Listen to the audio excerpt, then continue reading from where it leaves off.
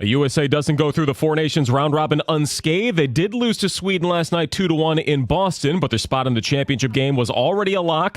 Quiet night for Lucas Raymond and Dylan Larkin. No points for either in their first matchup against one another. One costly injury could be Brady Tkachuk, one of the U.S.'s best players so far. Coach Sullivan said he was pulled for precaution and doesn't think it'll affect the big game in a couple of days.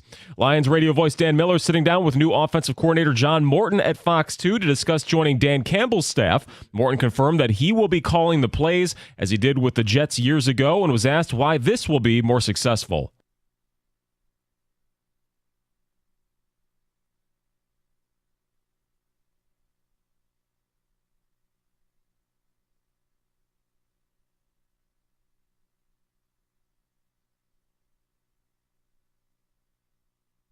Yeah, Morton said it's good to be back in his home state, and the Tigers held their first full squad workout of spring training. Trey Sweeney said their amazing run in the ALDS last year felt like a blur to him, but he's grateful to be a part of it. At the Corwell Health Sports Desk, I'm Chris Villar. For more, go to 97.1 The Ticket and Odyssey.com.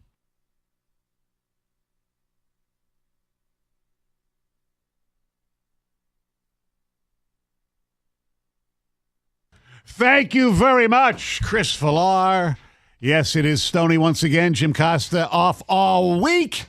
We got Heather is back from celebrating President's Day. Wonderful to see you. Thank you. The Gov is here. Greg Hargrave will be back tomorrow. And he is number 77, John Jansen. Good morning, Mr. Stone. How are you? I'm wonderful. How are you? I'm doing good. It's cold as hell outside. Woo! It is bitter cold. Well, who decided? I was always under the impression, although I've never been there. Hell's hot. Yeah. I know. Yeah. When I said it out loud, I'm like, yeah, you know what? I thought the same thing. I'm like, why do we say it's cold as hell? Because hell's supposed to be hot. Correct.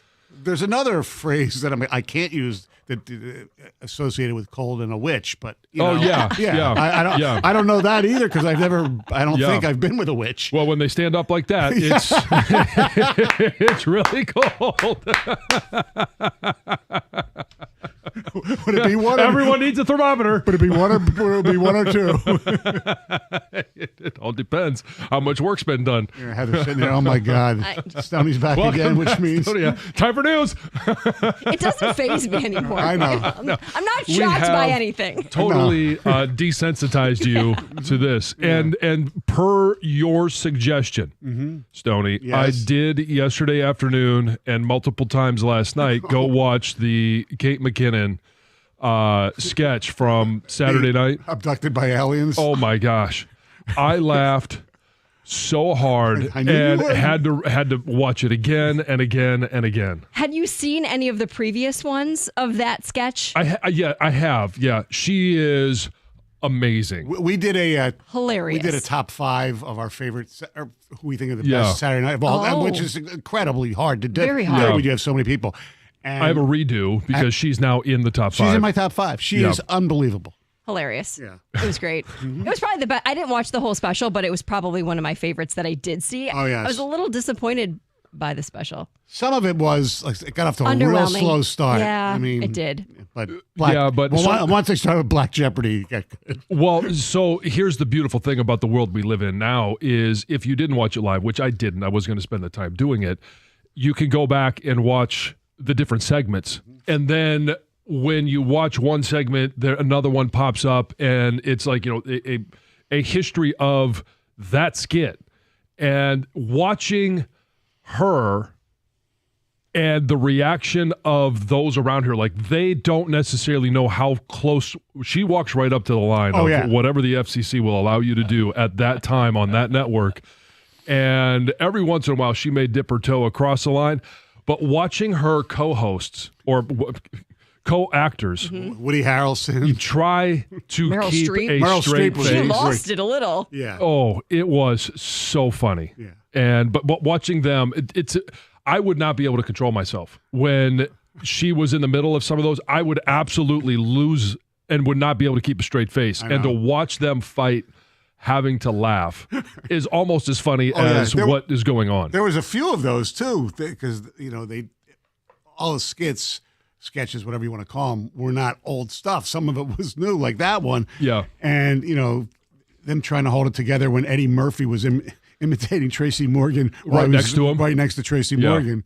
It was really good. So yes, I did take your advice, watch that one, and then obviously watch the hockey game yesterday, which. Boy, let me tell you something. Could you imagine what'd be going on with our neighbors to the north if they would have blown that game? It was 4-0. So we're talking about Canada, Finland. Yeah. And next thing you know, it's 4-3 with a minute or so left in the game, and they pull the goalie, and Crosby got an empty net goal to salt it away. But man, that would have made the night game meaningful if Finland could have got into overtime. Right. But as we know, Canada, they win in regulation, so they have their. Well, that's kind of one of the things you know about international hockey when it's country versus country. Like, don't turn the channel. No. Because that one felt like it was over about 5 minutes into the first period. Yep. And third goal came, with 8 minutes left in the first period? Somewhere around there, 6 minutes left, whatever it was. And I just kind of knew at that time that, you know what, I'm gonna stay tuned because there is so much emotion, passion, and it's such a fast brand of hockey. Anything can happen. Yeah, and it almost did. And the U.S. loses to Sweden last night. So if my math is correct, well, it sets up, as we knew, the United States was already in before yesterday. So U.S. Canada round 2 on Thursday night. But if my math ding. But if my math is correct, so you have 3 teams that have 5 points. United States had 5 points. Canada, because they had a regulation win, is 3. They had an overtime win. That's 2 points and a loss, so that's 5. U.S. had 6. U.S. had oh, yeah, that's right. U.S. had 6. Yeah, they had 2 wins. Okay, so you had 2 teams were tied with 5 points. Correct. Basically, so in Canada, because they beat Sweden in overtime on the Marner goal. tiebreaker. Yes, so they get the tiebreaker. So it's going to be very interesting. I saw the early line. The money lines are even. I mean, minus 110, no matter who you took. I'm going to bet on Canada, and for one reason. It's my emotional hedge bet. I love doing that. Betting against the team that I want to win it makes me feel better. Stony. Well, I'm out of My line. emotional hedge bet. Yeah. So You want the U.S. to win. Yeah. But you're going to bet Canada so if I that lose, you don't lose either way. well, no, I don't look That's at just the no, dumbest but- thing I have heard. So I don't look at it that way when I'm watching the I know game. you don't look at it that way, but everybody else listening looks at it that way. That's fine. They can decipher my brain any way they want because it's a weird thing up there. Yeah. That's a world that we try and avoid, but every once in a while we get caught in the matrix. I get it. It's tough to get out of that matrix. Try being the person with the matrix. It's not as easy as you think. Yeah. Well, you have excelled for 60 plus years. Exactly. So part of the reason is, look, we'll get into the game later in the week, but just on the surface, obviously the United States with Hellebuck is a better goaltender. Yes. Okay, so that's number one. That's where the United States have the big advantage. The other deal, and I don't think playing at home will make that much of a difference because we'll be playing in Boston.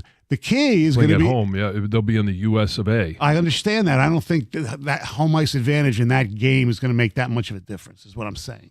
Okay. Okay, I could be right, could be wrong. But the health of the U.S. team is what's concerning. I mean, we knew pretty much Matthew Tkachuk wasn't going to play last night. Correct. Austin Matthews didn't play last night. McAvoy, there was a report that he got admitted to the hospital with an upper body injury. And, of course, Brady Tkachuk gets hurt last night and only plays a short amount of time. And, hey, man, you know, how many Chucks, Chuck, you know, you need them all before, you know, you win a tournament. They've been so good. Dare I say, they're in trouble if one, if not both of them, don't play. So it's really hard because if there's anything we know about hockey players, they're never going to let you know how hurt they may or may not be. Right, because if they don't play, they're really hurt, especially in this thing. Right. But last night, so my point is, I don't know that we can glean anything from last night because last night game was irrelevant. Oh, as far as as far as making it the championship game Correct. and playing against Canada, they already knew they were going to play against Canada, so it was a foregone conclusion. Right. So if anyone was dinged up, hey, let's hold them out. Because Right. there's also other things at play here, right? They're going to get back to the NHL season Correct. this weekend. Right. I figured, we said yesterday that I don't think Matthew Tkachuk's going to play because why bother? I mean, you give him a few extra Right. days of rest. What's concerning is forgetting about whether he can play or not, whether his younger brother can play. Right. And again, you get dinged up 3 minutes into it. All right, hey, let's go ahead, take the rest of the night off. And the fact of the matter is that those guys are so good. They'll play. They'll do anything to play. I mean, they will. Oh, especially in a moment like this. Oh yeah. Following what happened on Saturday. Can't wait. Round 2. I don't think that's going to happen. Maybe not early. Maybe not Late. early. Late it will. Well, it could happen early, could happen often. Yes. I don't know, but I don't think we start off with 3 fights in the first 9 seconds. No. Maybe 1. I mean, set I the don't tone. know. Let's set the tone I again. don't know. Now, Gov played hockey for a long time. You had a big injury you used to tell us about when you broke the fibula. Saturday night, did you watch femur? Whatever. Yeah. It's one of those leg bones. Yeah, I know. It broke his leg. I just should have Don't said put me down. I should have said broke his It's a leg. long time. Yeah. Anyway. You sound like a No. dog. There's yeah. no Put you down. negotiating. There's no extra healing. Yes. Yeah. You It's just right. very long. Right. If one of the Kachucks broke his femur, they weren't pulled. They're not They'd be playing out for the season. Yes. They probably wouldn't pretty play much. until the end of the year. Right. So, but I was just curious because we didn't talk before, and you weren't here yesterday. Did you watch live Saturday night? What do you think? Because you're a big hockey guy like me. Yeah, I did. No, it's great. I know. mean, it shows you what the Olympics used to be, and we're going to get that back. Yeah. So, I mean, to me, there was a feel from 2010 with the gold medal game, which I think is one of the most. It was one of the greatest sporting events I've seen. It just had everything you needed. It had all the power. Yep. Great players. U.S. wasn't as good back then. They were good though, and it was in Vancouver. I mean, we had Windsor next to us, so you got the little more feel of the celebration afterwards. But that was just a great hockey game, and while I felt like Saturday was similar to that, it obviously, Right. I mean, Crosby had the golden goal or whatever in that game. I know. but no, it's great hockey. It is. It is. And I knew it would be. It's just so weird that it's so compact. I don't know where the fix is to get this to be something longer. Well, but they're doing it, obviously, the Olympics next year. And then they announced on Friday that every 2 years they're going to do a World Cup, and they're going to make it 8 teams in the same amount of period of time, which is crazy. It's tough to do. Well, it's tough to do, but they'll find a way, and I think it's absolutely genius. It is way better than any other quote unquote all-star break I saw that there is in sports. I saw a headline yesterday that the NHL gave the NBA the template for what to do at the All-Star break. I know. There's no question. Yes. So what's that? You'd have a French team, right? Probably some sort of Yeah. Slovak Croatia combination team, and then Canada. There's Yeah. enough good, SGA, Jamal Murray. I mean, there's Canada. Plenty of Canadian basketball players. is Sure. Argentina still keeping up with the times? I know they I had don't decent. know. Or they even if they just did USA versus the world just to start it off once, that would be pretty cool Yeah. as well. Yeah. I think the world would win. They would. They would. That's a whole I different don't know if topic. that would be competitive. We'll see. Oh, I think it'd be competitive, but who knows? 9 seconds into the game, you might Draymond take a shot at somebody. It'd be great, just like United States and Canada. Basketball All right. fights are not like. All right, coming I up just on got to ask you, Stoney, is this better than Rendezvous 87? yes. Do you remember that? Yes, I do. Instead of the All-Star game, they did this. I don't even remember what the format was. It was in but Quebec. that's my hockey chops right Yeah, there. exactly. Way to go. All right. Coming up on the program, 7:25, the 2 Grand Slam. We'll hear from former Lion Darius Slay, what he thinks about his former team and one of the Lion players, what he had to say. But coming up next, a little nighttime injury that I suffered a week ago. Oh. And we'll figure out Is if this something's wife happened to you. out of town? Yeah, well, I was out of town. Yeah, but so this was just a solo injury. Yes. Okay. Yes. 97 won the ticket.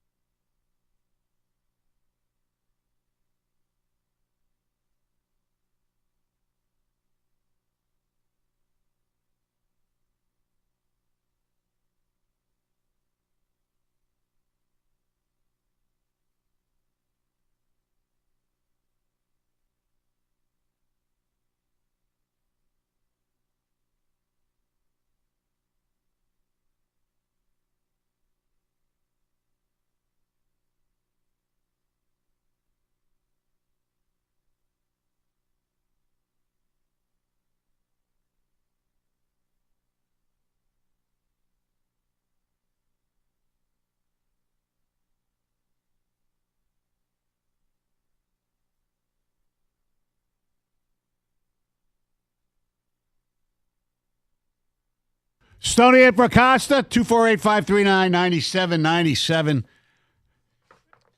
We will have the 2 Grand Slam at 7:25. I'm looking forward to that. Haven't played in a long time. Yeah, well, you mean you don't tune in at 7:25 every Tuesday and Thursday? No, I hear it occasionally. but Okay. Yeah. How have you done? Not as good as we try to do it before here. When you have the answers in front of you? Well, no, because I cover up the answers. Right. You know, like we all do. At least I would think we all did. Yes. Yeah. Yes. Anyway, so 2 weeks ago, I was in Florida for a week at a place in our place in Florida, family place that my parents used to have, and so we're taking it over since my mom doesn't want to go down there anymore. Sure. Why am I want to go down there? All my friends are dead.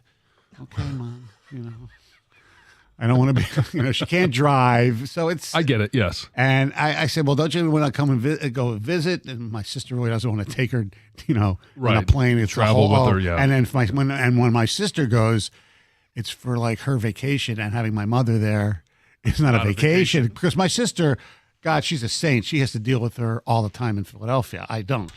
So anyway, down there, and we redid the whole place because I needed. I didn't want to do what my father did. He had to get a chairlift to go upstairs on the banister, and I, you know, we're making a master bedroom's going to be downstairs. When I'm 85, God willing, if I can, you know, navigate steps. Right. Yeah. You still want to be able to go to bed without Yes. having to get in the chair. Exactly. All right. Anyway, so that's the setup. So I was down there. I flew down on Saturday. It was Saturday, the week before the Super Bowl.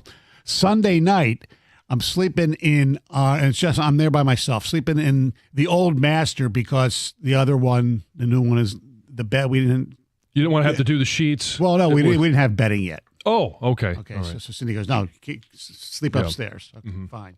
So Sunday night, I go to the bathroom, and as you know, you get up there in age a little bit. You go to the bathroom, as you know, a little more frequently. Well, I don't know, but I'm guessing. Yes. Yes. Okay. I've heard. So, I get up, go to the bathroom, bang my toe, stub my toe. All right, no big deal. I mean, went back to bed. Yeah. Okay. I wake up Monday morning, and I thought like there was a reflection of like flowers, and like I thought it was. I remember the movie American Beauty. Remember the movie?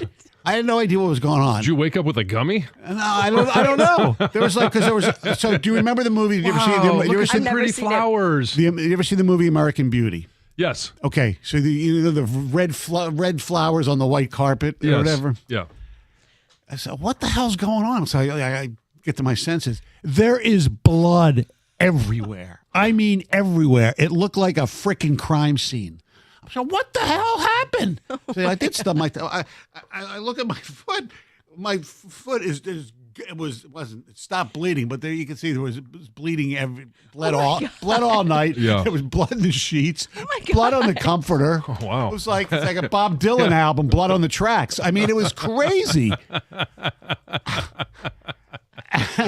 Oh my God. New carpet. It was, it was off-white, but still. I mean, It's a light colored carpet. yes. Oh no. Yeah, brand new. Okay, Uh-huh. first, Oh, no. first time sleeping there, So, call Cindy, a little FaceTime. Hey, Sid, guess what? Look at this. What did you do? And I explained. She goes, well, you have to clean it. I said, I know. I'll call. I'll call someone. Well, that was my first response. How do I do that? First, she goes, I bought. I don't know if I knew you would be doing this, but we have this really good carpet cleaner in the closet downstairs. So I got on my hands and knees and you follow the directions and you blot it out, and so it took all the blood out. It really did a great job, but I probably overdid it a little bit too much because you could still see like outline, not of blood, but of like Where it was where it's moisture. faded. Yeah. And Yes. Yeah. So finally, when I left, I said, should I get it professionally cleaned? I showed her a picture. She goes, well, your version of what is clean and acceptable is a little different than mine. Because not that I'm that bad. Yeah. She's really anal when it comes to cleaning. Okay. So we got it cleaned. And now she's down there and she goes, those cleaners didn't do it. They didn't do that good of a job. Anyway. So long story short is Have you ever had a nighttime injury?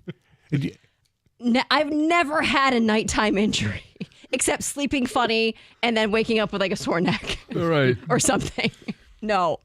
I've done that before where I have banged my toe or, you run into something. And the worst thing is, as any parent knows, if you don't pick up all the toys, you step on a Lego. Oof. And it's like trying to go to sleep after that.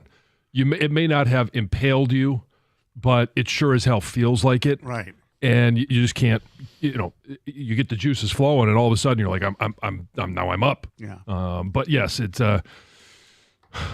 that's a tough one. Yep. All right, we want to hear from you. 248-539-9797. We'll hear from Darius Slay, not about his injuries, but about other things coming up. But first, here's Heather with the news. So it didn't hurt that bad, Stoney? No, it didn't hurt. Well, you should see the nail. Was see like, the other guy, huh? I slept with a sock for like a week just to make sure nothing would. And I'll tell you more stuff. I went to try to get a pedicure just so I could get the nail taken care of. Oh, this story gets better and better. They wouldn't do it because it hadn't healed. They had no tools to take. And finally, the other day, I felt something in my sock. It was the nail finally broke off. Ugh. All right. Let's move on to the news. At least 18 people were injured after a Delta plane flying from Minneapolis crashed and flipped over at a Toronto airport. This is crazy, right? Because we've had so many incidents happen lately. One passenger described everyone hanging like bats inside the plane after it was obviously flipped upside down. Yeah. It sounds like 3 passengers suffered critical injuries, including a child. Oh. That's what I was talking about with Colin. Like, imagine if you had a lap kid, right? Right. Under 2 that can sit on your lap, and then you end up upside down and it's just your arms that is holding them. Yeah. Or like an infant. Whoo, terrifying. Anyway, it's still unclear what actually caused the plane to flip over. During a press conference on Monday, officials did not address the cause or any other details that contributed to the crash. It's still under investigation. I did read there was a passenger that said it was quite windy, and he said that the tarmac looked weird, like there had been like snow and drifts and everything blowing all across it. Yeah. So, man, wow, crazy. A massive water main break, talk about crazy, on Monday morning caused severe flooding in southwest Detroit, prompting emergency rescues across the neighborhood. I mean, people were being rescued by boat. I mean, it was, or like rafts, I guess I should say. It wasn't massive. They were floating. They were floating, so it was a boat. A 45-inch main built in 1930 burst just before 2 a.m., sending 3 to 4 feet. I even heard more 5 feet of water, frigid water too, right? Like icy water rushing into homes, obviously into streets. And then freezing, making it worse. It's just crazy to think like how cold it has been, and now you're dealing with a flooded home. Yeah. And oh my gosh. Even more cold temperatures I saw the guy today. that didn't realize how deep the water was and ended up having to be like stuck on the roof of his car. Oh. Had to be rescued off like. It's bizarre. Oh my gosh, crazy. Yeah, lots of first responders were out there. So lots to deal with there. Oh gosh, this story. Over the weekend, I'm sure you heard, a mother was arrested after it was discovered her 3 children had been abandoned in this home in Pontiac for years. I can't even believe the story. Filth. I have so many questions because I feel like everyone failed these children. Like, the kids from weren't the in school. Yeah. To the neighbors, to the parents, and then it says they were given to a family member. Say what? Yeah. Yeah. Huh? Where was this family member before? So many questions. Obviously now, these children aged 15, 13, and 12 need everything you can possibly imagine. So the police department, the Oakland County Sheriff's Department, is collecting donations. They need new or gently used items. You can see the clothing sizes that these kids need. You can drop them off either at the sheriff's office on Telegraph or at the Pontiac substation on Pike Street. It's just a tragic story, and it's unbelievable. And you see the pictures, and they only shared certain photos. Right. When you read about what these kids were living in, there were feces in the tub. It sounds like, yes, tub was filled. I'm sure all over the home as well. And it talked about the length of their toenails. These girls almost couldn't walk because of it's just mind-boggling. Yeah. And I can't believe it took so long for somebody to notice. And thank God, I guess this mom was caught. But what? Yeah. Oh my gosh.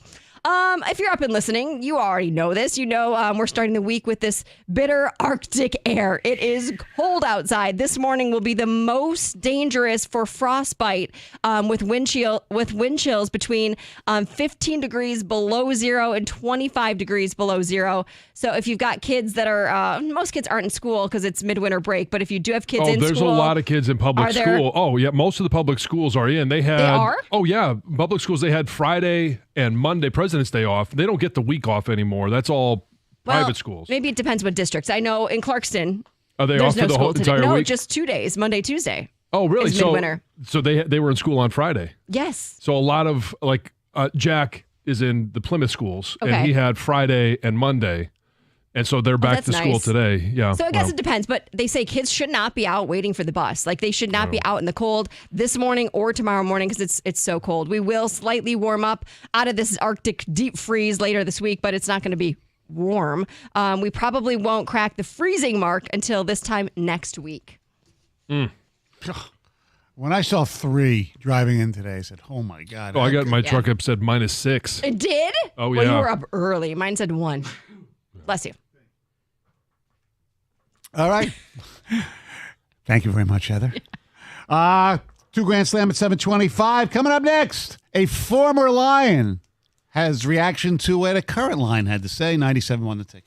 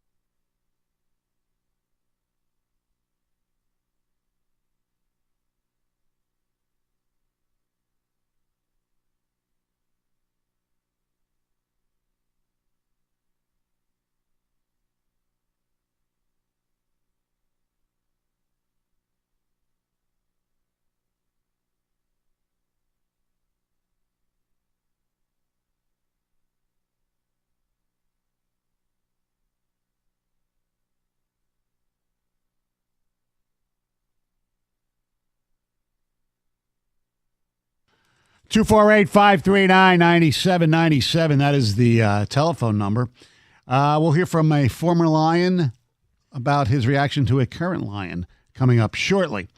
We do have some ticket texts on the injury that that happened to me. Oh, yeah? Yeah. All right, here we go. I'll save this one. I'll save the top one for last. I stubbed my pinky toe last night. It might be broken. I don't know. That's Aaron from Madison Heights. That's probably very frequent. Well, not very frequent, but it's not unusual, I guess. Maybe to break it is.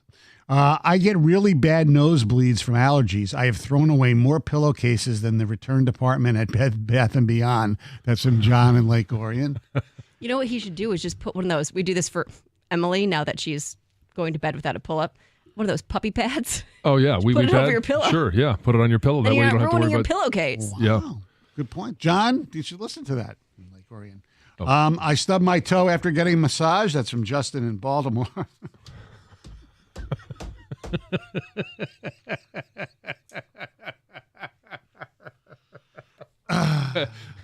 the punter. Or the kicker. The kicker, yes, Justin yes, Tucker. kicker, yes. Yeah. By the way, the NFL's got to come out, or the Ravens really haven't said anything. They got to treat this like Deshaun Watson. I mean, it's almost. They're going to have to do their own investigation. Yes. I did read, Florio wrote over the weekend when these new accusations came out that Baltimore's in a cat and mouse game right now. They want to get to the league year because the cap consequences aren't as vicious. Right. But they're getting to a PR perspective where they need to do it now. Yes. Look, I mean, in the end, who cares? They're gonna whack them. Yeah, exactly. What was the overhead on putting a moat in that new beach house, Tony? Well, it's not a beach house. It's not that big of a house. Well, you had to put the master on the first floor because the landing pad took up the ceiling, and you just don't feel comfortable with a helicopter landing on top of the bedroom. Mm-hmm. Is probably more the thing. Yeah. But I'm glad you were able to get the blood cleaned up. Yes. And now how about the shoes? Is there any issue with your shoes now that you have this aching toe? No, the toe feels fine. Toe feels fine. Yeah. But the nail fell off. The nail fell off the other day. Like the whole nail? Yeah. Yeah. Is it one of those where you had the blood stuck under the nail and did you have to pop it? No. Oh, okay. No. All right. Yeah. 'Cause I think we did that one. Ellie hit me with a fastball right on my toe, and I think we talked about that. It was about a year and a half ago. I remember. Right. Yeah, and I drilled it. No. Yeah. So when I came home, I said, "Here, Cindy, I'll show you. Relief. I'll show you the infamous toe." She, I don't want to see your toe. I think some of it's hereditary because my dad had some funky toenails too, man. Walking around in the middle of the night banging your toes? No. It probably is hereditary. No, just banging at night. Well, yes, exactly. All right. I'm on Ross St. Brown on his podcast that he had the other week. Was talking about the Eagles winning the Super Bowl, and he was pretty convinced that the Lions, if healthy, defensively could have beaten the Eagles. And we can debate that all we want. I don't think they would have, but whatever, that's irrelevant. A former Lion, Darius Slay, Super Bowl champion Darius Slay, he's got a podcast too. I mean, who doesn't? On the Big Play Slay podcast, here's what he had to say about Amon-Ra.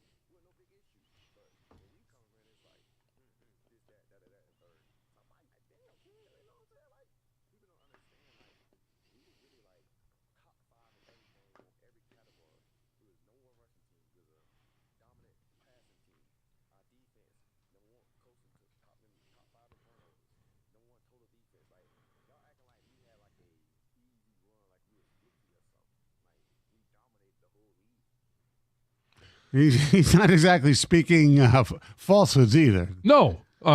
Everything he said was factual. Yes. And, Exactly. you know, we talked about this a little bit on Friday in regards to Amon-Ra St. Brown.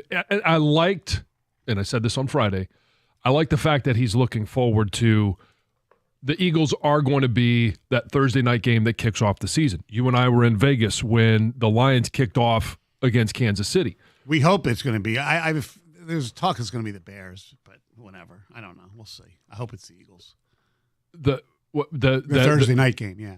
Yeah, well, why would it be the Bears versus the Eagles? It's kind of always been the Super Bowl champs kick off the season. Right, no, the Eagles will kick off the season. Oh, you think it's going to be against the Bears? And there's talk it's going to be the Bears because the networks want to save the Lion game for later in the season for ratings. I don't know. Whatever. Okay. Well, yeah, whatever. But the point is the mindset of, hey, they're the world champs. I want first crack at them. I like that. Yeah. Looking back and saying, well, if we had met in the NFC Championship game and if we were healthy, that's where I start to get a little bit of the cringe factor. Mm-hmm. And Darius Slay is just addressing that in regards to all of the different things that maybe we did sleep on them during the season as to how good they were, and especially that defensive front. But we'll never know what would have happened because the Lions didn't earn the opportunity to get there. Exactly, and they would have played it at home. I do think Philly was the better team. But like we said, we have no idea what would have happened. I do want to say one thing that Darius Slay said. He said because when they lost in the Super Bowl a couple years ago, there was no belly aching and all that kind of stuff. Well, there was a little bit about the pass interference call at the end. And by the way, he mentioned a slippery field. Well, I think Brandon Graham was the only one who complained about the slippery field. Was there dew on the field as well? That's what I'm talking about. Yeah, yes. Brandon Graham went to Michigan. For right, yes. So we can connect the dots. I know you take can. your shots at Michigan. Sure, that's no problem. I know you can. But I also like the fact that he did later in the podcast talk about how teams are going to be different from year to year. Like we'll never see that matchup in 2024, the beginning of 2025, because the Lions didn't get there. Right. And the team is going to be different for the Eagles. The team will be different for the Detroit Lions. But if we're looking back to last season, have you been able – today is 1 month from when the Lions lost to the Commanders.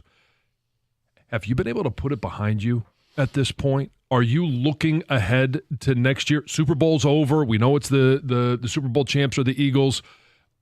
Have you been able to put that loss to the Commanders a month after it in the rearview mirror? 248-539-9797. The games don't stick with me as much as individual plays. Like the 3rd and 1 play, more than anything else, will stick with me for a while. Just like the Josh Reynolds drop. I can't get that out of my mind. But, look, I'm fortunate because I had another team that I like that won the Super Bowl. But still, I think most people now, let's look ahead. Yeah, they could put last year in perspective, what it meant, what it is. Yes. But I'm curious, have you been able to put that behind you? And now a month into it. It's a month. 248-539-9797. When it comes to managing your finances, you need a bank that gets you and is genuinely interested in your success. That's why I bank with First Merchants Bank, and I think you should as well. Whether it's your business banking or day-to-day personal banking, First Merchants Bank is 100% interested in helping you prosper.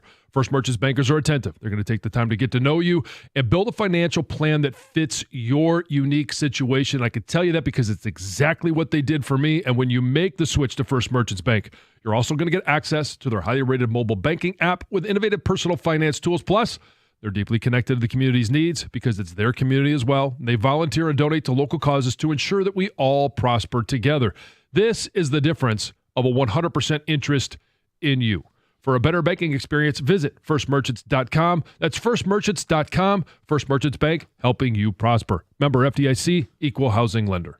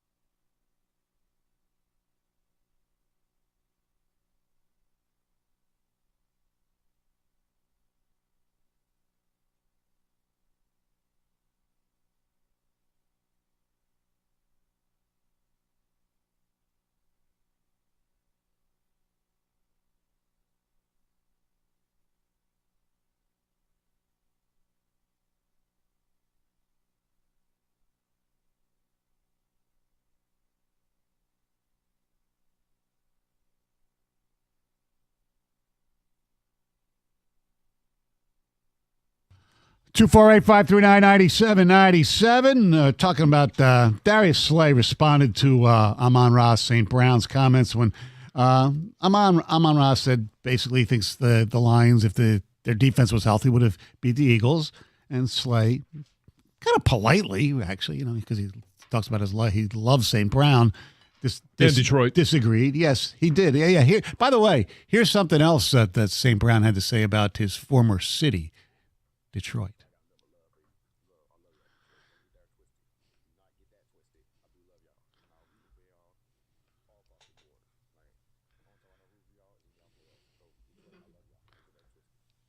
All right, we won't get it twisted. Yep, it's been a while here. Yeah, absolutely.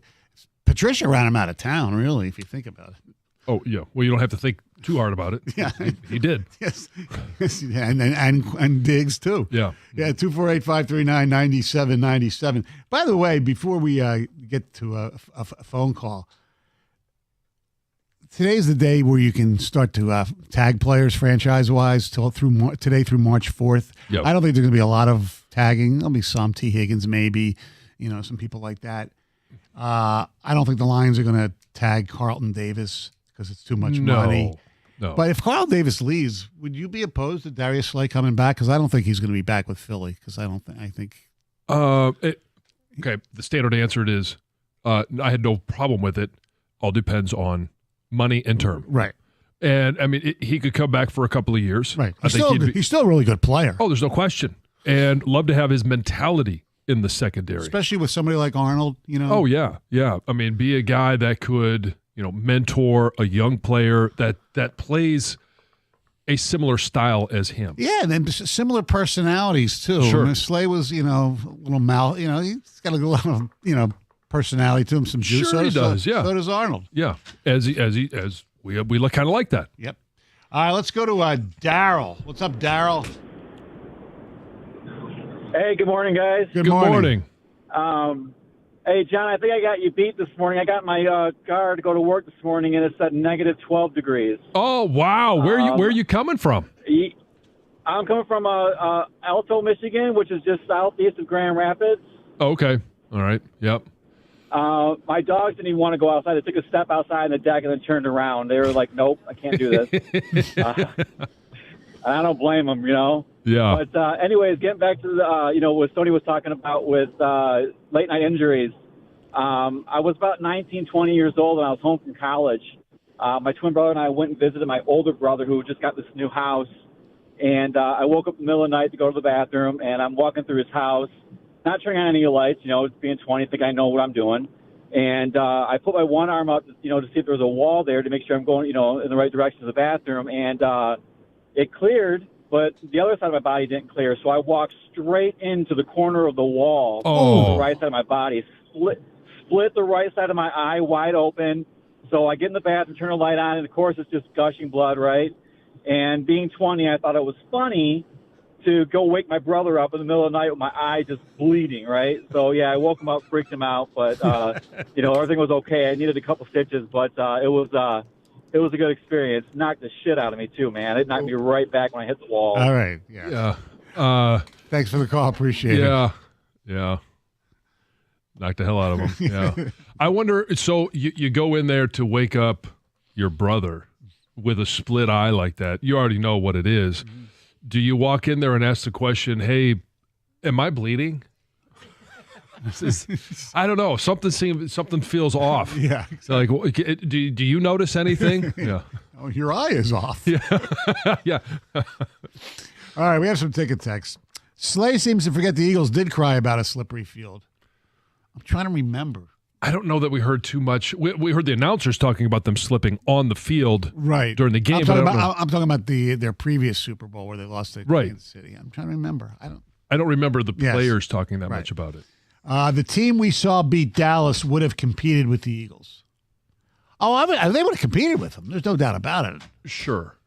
The circumstances from week 5 to week, or the NFC Championship game are completely different. Correct. I put it behind me 3 weeks ago because we're asking if it's been a month. Have you gotten over the Lions? I put it behind me 3 weeks ago. Now, if Brad drafts another cornerback in the first round this year, then that wound could open up. Time to knock Brad down a peg or two. Lions players have been doing too much talking lately. No, we wouldn't have beaten Philly if we were healthy. They need to stay humble and keep the focus one game at a time.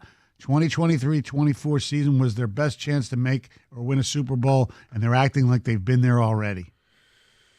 I don't think I've got that same feeling for the players. Now, do I wish that Amon-Ra St. Brown had a little bit different of a conversation on his podcast only about that matchup? Do I think that he wishes he would have had that opportunity to go against the Eagles? Of course, everybody does. Yeah. But talking about wanting them for week one, I have absolutely no issue with. It's not calling them out. No. It is wanting to take on the defending Super Bowl champs. Right, and you've done it before. You beat them before. You beat the Super Kansas Bowl City, champs yeah. before when you did it. But it certainly does. The first game of the season does not make erase what happened at Ford Field a month ago today. By the time last year, I still wasn't over it. By this time last year, I still wasn't over it. It meant so much more. This year, I've been over the loss for weeks now. With the Red Wings and Pistons picking up the slack, it's much easier to get over the loss. I see that. Mm-hmm. I'm still mad at Goff. Still mad at the play calling. I won't ever get over playoff losses. I believe me, I understand that. Lions have the hardest schedule in NFL history next season. They are a great team and may not even make the playoffs. You know what? We heard this conversation last year when we knew the opponents, and it was after the schedule reveal. The whole bit was, well, they may be a better team, but they may have a worse record because of the schedule and the competition. Like, take it on. You've earned the right to play a tough schedule. Yes, they play. All their great quarterbacks are all on the road. That's what people are. I don't care. I know. I'm just saying. That's why the schedule looks so bad. St. Brown says some stupid stuff. The Detroit Lions would 100% beat the Eagles if we did not have 16 guys on injured reserve. Hutch, McNeil, Davis, Barnes, just those alone would help out drastically. And yes, I put the Washington loss behind me. Okay. Well, again, we'll get a chance to see how they match up next year. Yes, whenever they play them. If some of those players are still here and if they're healthy. Can they guarantee Goff doesn't have 4 turnovers? Right, I know. That's the other thing. And look, granted, 2 is not 5 or 6 or whatever guys, the main guys who didn't play for the Lions. Mm-hmm. But Philly, don't forget, they didn't have Nakobe Dean and they didn't have Brandon Graham. Well, they had him in the Super Bowl, but they didn't have him in the NFC Championship game. Exactly. And there was somebody else they missed, too, that I forgot about. Neither Slay or St. Brown said anything derogatory. They defended their own team. Why make a big deal about this? Well, we're not making a big deal about it. St. Brown sounds like it came from the SEC. They love those hypothetical wins. Actually, it's Slay who actually came from the SEC. Yeah. Stark Vegas. Yes. Mississippi State. All right. We have the 2 Grand Slam coming up at 7:25. Coming up after Chris Villar's update, there may be a different place for you to watch all your NFL football, or at least some of it in the future, on Sunday afternoons. 97 on the ticket.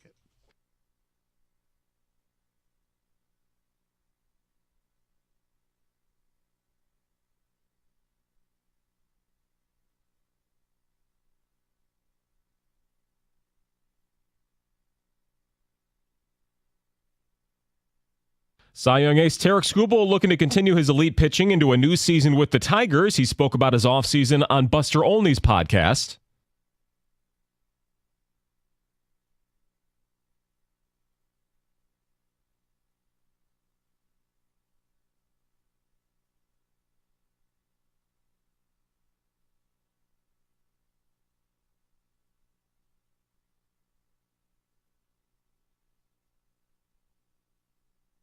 As Skubal also said, he's keeping his extension talks with the team very close to the vest. A USA-Canada rematch seemed inevitable. They'll play the Four Nations Championship game on Thursday, despite the Americans falling to Sweden last night in Boston. Lucas Raymond's tournament ends with no goals and 3 assists. Dylan Larkin had a goal and an assist in 3 games as they get ready for the finale. The NFL offseason never sleeps. Today begins the window for using franchise tags around the league. The last time the Lions used one, Ziggy Ansah back in 2018. And AJ Hinch called this week the start of the climb for the team as they have a full team gathered in Lakeland for workouts, stressing the importance of every player on the roster and some that aren't for them to be successful again this year. At the Corwell Health Sports Desk, I'm Chris Villar. For more, go to 97.1 The Ticket and Odyssey.com.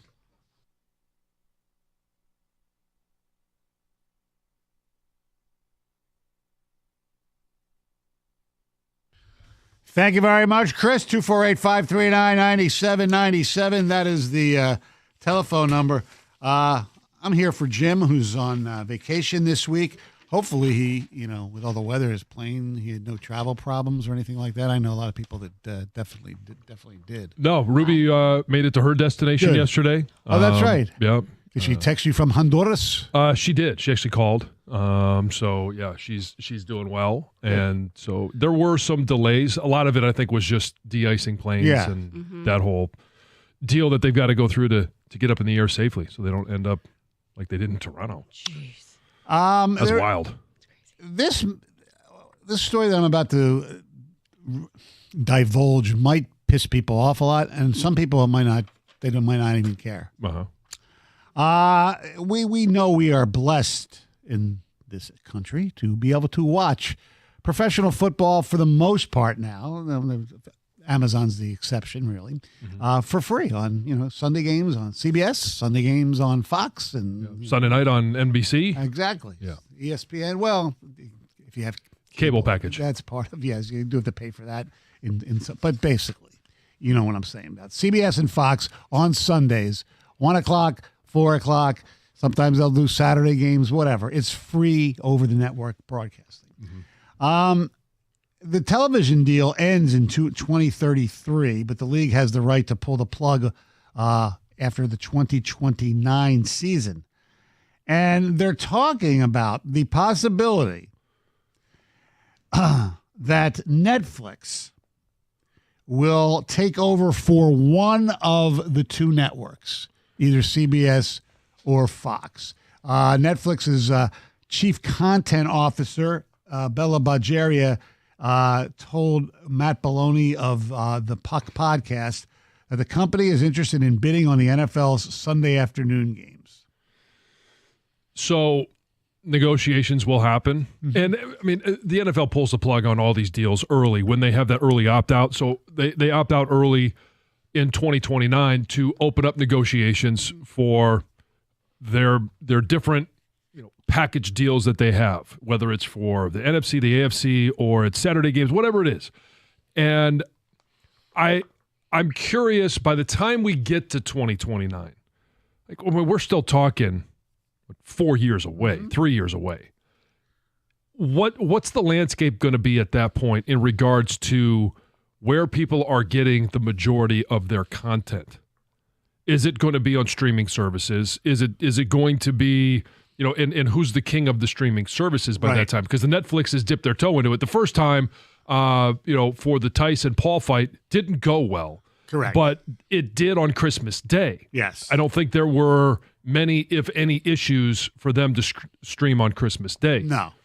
So that was a little bit of a test for their systems and the NFL to see if this is something they could do. And I don't know what they have moving forward, like this coming up Christmas. Is it going to be on Netflix? I haven't looked that far into the future. No, I'm sure they'll do more stuff, a little. Yeah, some bit here and there. But I don't know that the NFL wants to go down that road of taking the most popular sport in America right now, the one that gets the most eyeballs, and taking it off of over-the-air broadcast to put it on a major part of their Sunday broadcast on streaming services. I don't know if they want to, but there's a lot of things that the NFL didn't want to that they've done. They never wanted private equity firms to actually own percentages of their teams. That's changed. Everything in the National Football League, like many other businesses in this world, as we know, all they care about is how much money they can make.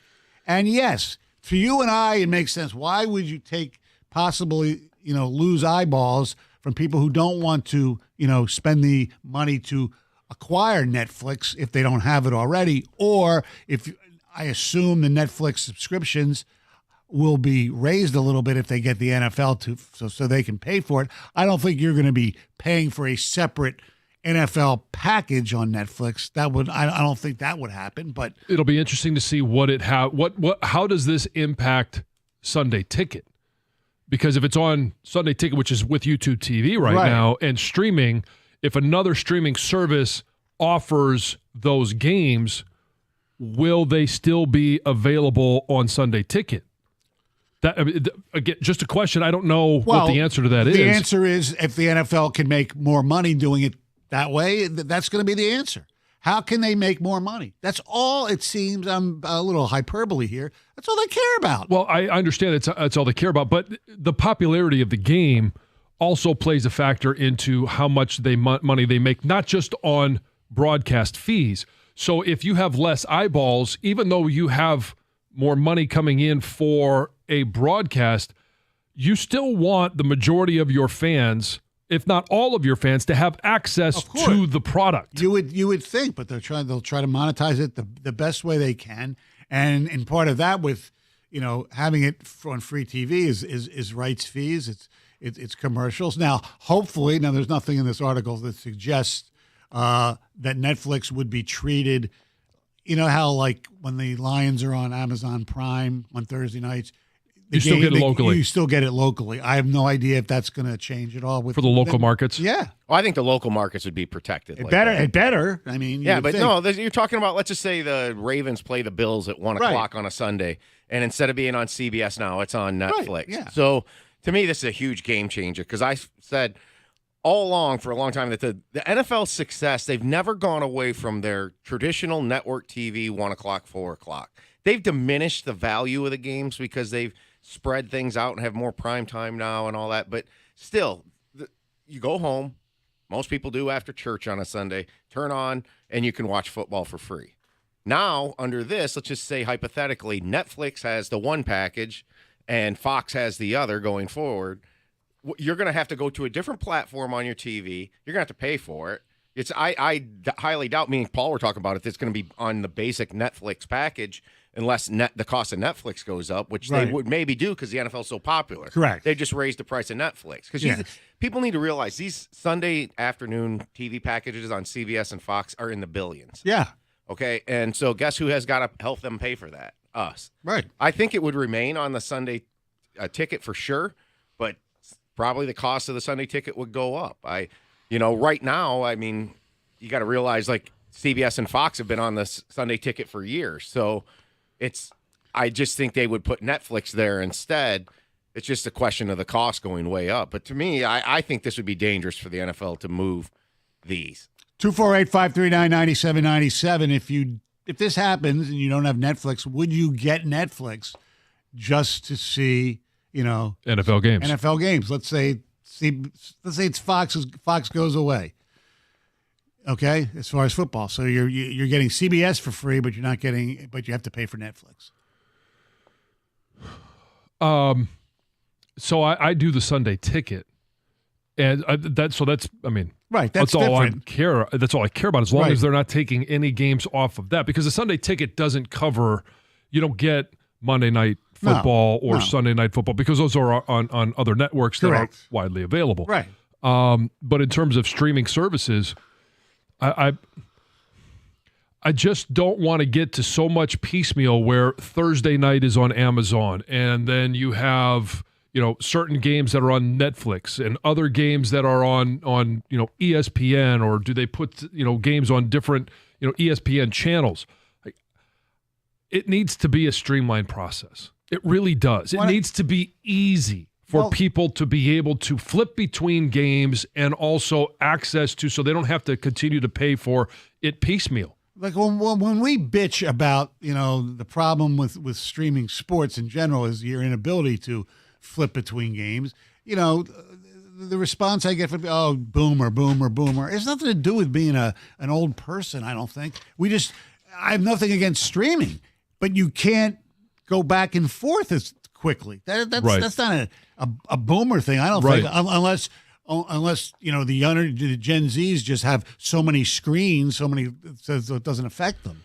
Yeah, I mean, okay, we're talking obviously first world problems where you want to hit last, yes, and go to that last channel, and you can't do that if you're watching one game that is on NBC, right, and the other game is on a streaming service, right. You got to get to that service, and then you got to navigate to get to that broadcast. 248-539-9797. That's the telephone number, and where you can ticket text us as well. Like these folks, I doubt the networks will let this happen. Live sports is one of the only things keeping them relevant still.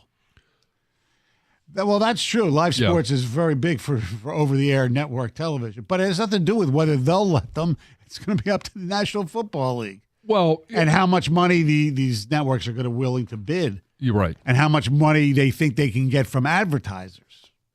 Correct. And I mean, it's going to come down to dollars and cents and pure math. If Netflix offers more than any of the 3-letter networks are willing to offer, most likely where it's going to be. Yeah. I watch NFL all Sunday. I won't be signing up for another streaming service to watch sports. John, who are you kidding? The NFL will go to where the most money is. That's what I just said. Yeah. That's the way it's been. But there's the question I have, and I remember years ago, and obviously he's wrong because the NBA is having a major ratings decline right now. But Mark Cuban just said that the NFL basically is killing themselves. Will kill themselves eventually. But they keep getting bigger and bigger and bigger and charging. And who knows? When is enough? Well, it's how much does the international side of this play into being a streaming service? Do they get NBC in Australia or in Germany where they're having some of these games and they're trying to expand the fan base to make it a global sport? So I mean that's the question. I don't know the answer to that. I've not been to Germany and turned the TV on to see if they get NBC. A few more ticket texts. I went through this years ago when Monday Night Football went to ESPN. I haven't had cable since 2009. This is just the next step to pay even more. That's Jody and Romeo. Morning, guys. Just do IPTV and you get 11,000 channels, 9,000 movies, and 7,000 shows for $12 a month. Oh, great. Then I can look at the guide and say, there's nothing to watch. We may lose CBS. No more, oh, Jim. Oh, shucks. Shad's in Ortonville. I'm out if they go to Netflix. I have 3 kids under 5, a mortgage that don't make 6 figures. Sorry, I'm just getting priced out of stuff. Lots of people are feeling that, no doubt about it. All right. We have the $2 Grand Slam coming up at 7:25, 97.1 the ticket.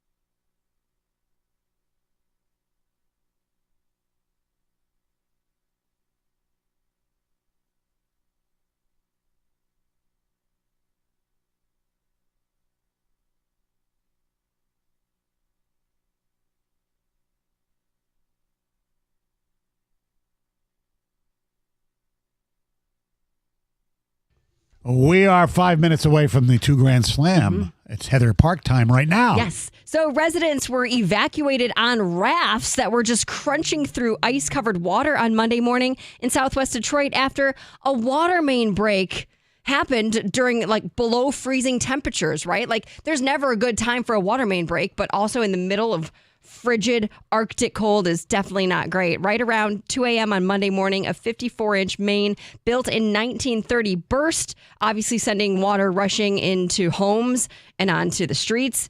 Between 150 and 200 homes were impacted. Altogether, 54 adults, 22 children, and 12 pets were rescued. Detroit officials are stepping in to provide shelter to those who need it. They're also vowing to cover all uninsured repairs to any impacted homes. Yeah. Crazy. Yeah. All 80 passengers and crew members on board a Delta flight that crashed and then flipped upside down at Toronto's airport are expected to survive. 3 passengers were critically injured, however, including a 4-year-old child.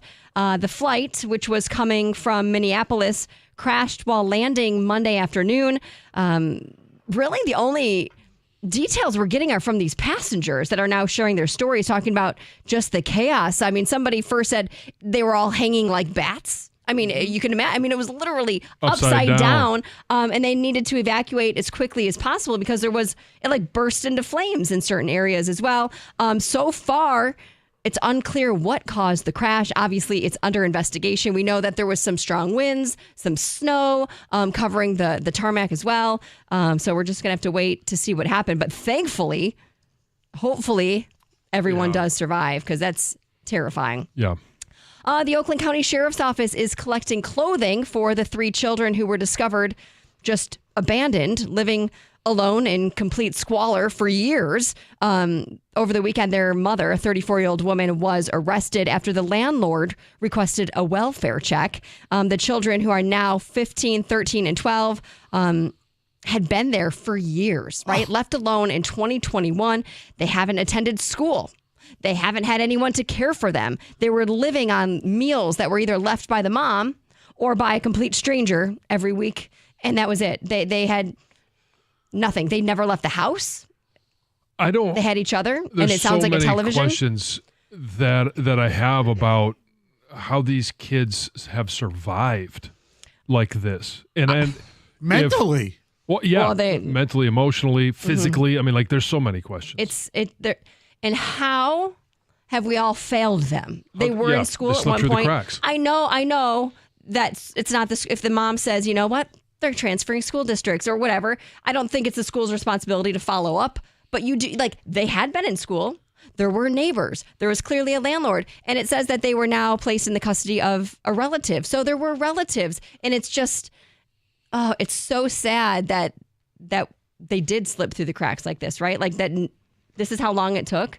It's brutal. Oh my gosh. Anyway, you can donate new or gently used clothing to the Oakland County Sheriff's Office or at the Pontiac substation. You can see their sizes, what size clothes they need, what size shoes they need, and feel free to donate for sure.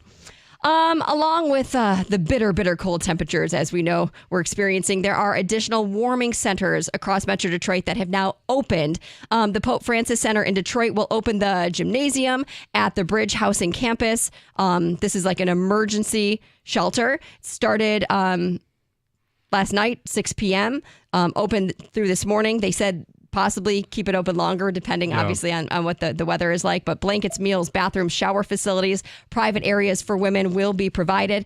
You can go online and see a list. There are shelters that house just single males. There are others that take in families and women. You can see those online. They say Detroit recreation centers and libraries can be used for temporary places to stay warm. Obviously, this is during regular operating hours.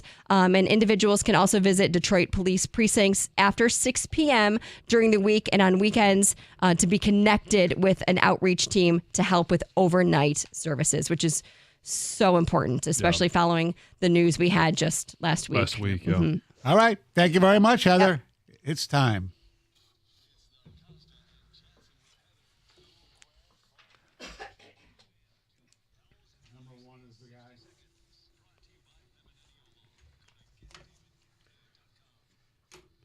All right, 2 Grand Slam, your chance to win $2,000. We'll have 10 questions for you. Heather will give you the questions. You get them all right, you win $2,000. We suggest, if you don't know, you pass, move on to the next one, and we won't tell you if you got them right or wrong.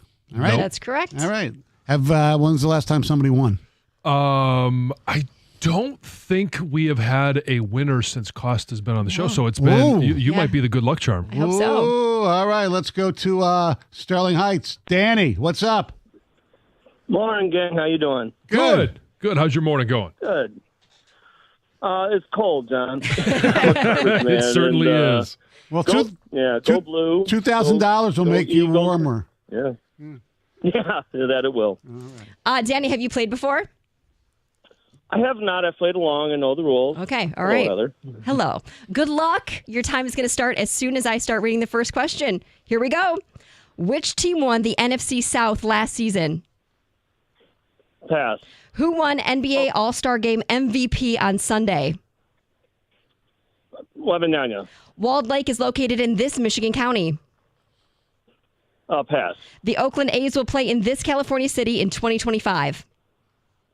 Sacramento. Who led the Philadelphia Eagles in receiving yardage last season? Pass. Who played Jerry Maguire and Jerry Maguire? Oh, come on. Jansen hates him. Pass. This host at 97.1 The Ticket famously said, "Can I get an amen?" Costa. This team currently has the most points in the NHL. The NHL. Panthers. This musician had the 1984 hit Glory Days. The Boss. This- Bruce Springsteen. Yes, this Detroit Tiger currently wears jersey number 28. 28. Oh, geez. We got you with 2 right. Even though I want to give you the Jansen hates him answer because you are spot on. Yes. We got to have a name with I it. know. Yes, $50. Oh, man, you freeze. I tell you what, when you're on the phone, you freeze up. It's Well, very different. It's cold and you froze. Thanks, Sorry, Danny. gang. That's all right. Hey, great. Thanks for participating, for calling, and hopefully we'll get a chance to talk to you again soon. I'll buy a lottery ticket with you. I'll let you know how I did. Thank you. There you go. Yes. I won't take his numbers.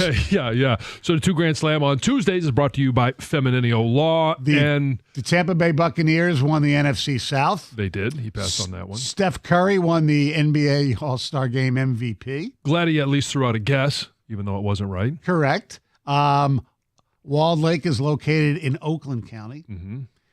A.J. Brown led the Eagles in receiving yardage. Right. He also did get Sacramento, Yes. as where the A's are playing. Right. Tom Cruise played Yes. Jerry Maguire. I have Jerry a Maguire. disdain for him. I know you do. Yeah. Mark Little fella. Ryan. That's right. Mark Ryan said, "Can I get an amen?" I love it that he said Costa. I know. I hope Costa's listening and wherever he is. I hope he's not. I hope, yeah. Well, I doubt that he I is. think he tweeted something yesterday, though. I always tweeted back, "You're on vacation. Don't be like me." I agree, Stoney. You know? Couldn't agree more. This team currently has the most points in the NHL, That'd be the Jets. the Winnipeg Jets. He got Springsteen correct. Mm-hmm. And Javi Baez wears jersey number 28, as we discussed yesterday. I guess Rieger was telling me he used my analogy on the 2 o'clock show yesterday. I did hear it briefly. Yes. Your The your pile, analogy, the pile. POP, pile of poop. Yes. Yes. Yes. Heather, it was an awkward analogy, as you can imagine. But it's correct, though. It's a correct analogy. If you spend money on something that's not very good, okay, in this case, a pile of poop, A POP. a POP, Yes. and you have to pay for it anyway, do you want the pile of poop out of your house, even though you paid for it, or do you want it in your house, stinking your house? Right. But the question is, why would you pay for a pile of poop in your house to begin with? Well, Did you not know it was a pile of poop when you bought it? They are the Alavila, mystery obviously. Alavila, obviously, didn't. His nose was clogged, obviously. Maybe. Yeah. Anyway, all right. Our telephone number is 248-539-9797. It is cold outside. Coming up next, we'll ask a very important question concerning food and the temperature. Right now, it's never too cold to exercise. Maybe not outside. Actually, it's a perfect time to join up with Planet Fitness because it's cold as you know what outside. So inside, Planet Fitness, that judgment-free zone. I go to the one in West Bloomfield. It's great. I feel so good when I'm on the elliptical, the recumbent bike. I got my, AirPods on, listening to podcasts, listening to you guys if I'm up that early in the morning, whatever. Having a great time. Now they have weight machines, new weight machines. Of course, they always had weight machines, but they got plate-loaded hack squats, the supine bench press, all that stuff. And in Detroit, 50 locations. 50 locations in the Detroit area. Now, they have a great deal going on right now.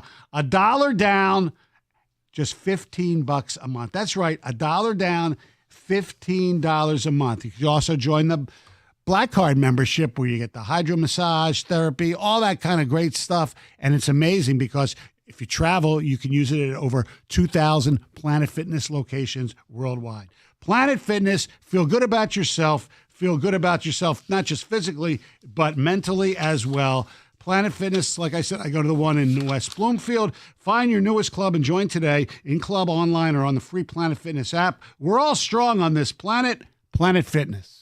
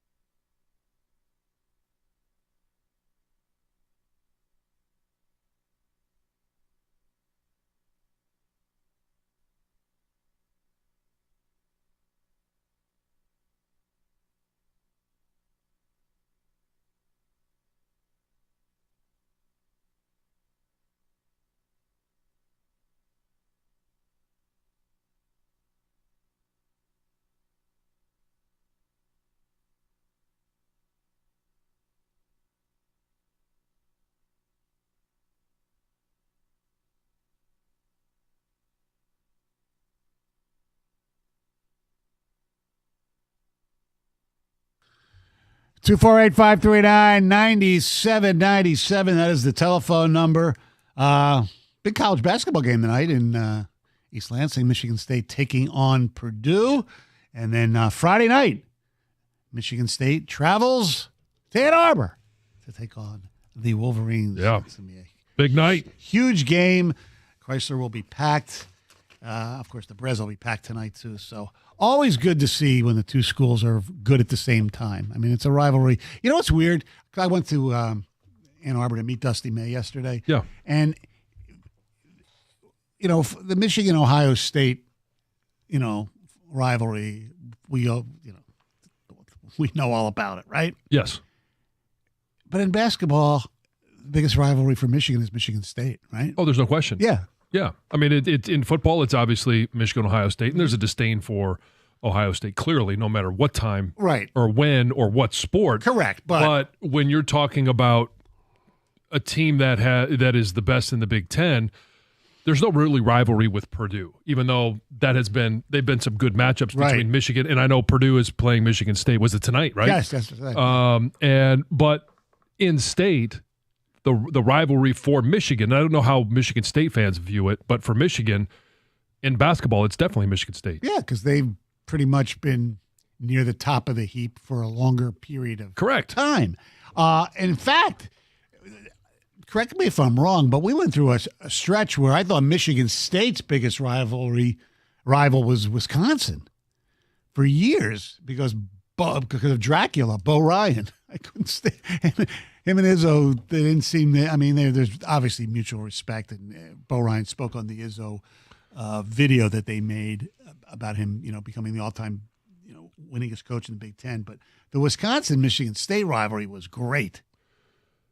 Yeah, sure. I mean, Right. when you're talking about, you know, really good teams playing against each other, it's, and the more they play, the more often it goes back and forth. And it's what's amazing about the Michigan State-Wisconsin rivalry, you can have a rivalry with Wisconsin without punching the other coach. Yeah. Yes, you can. Yes.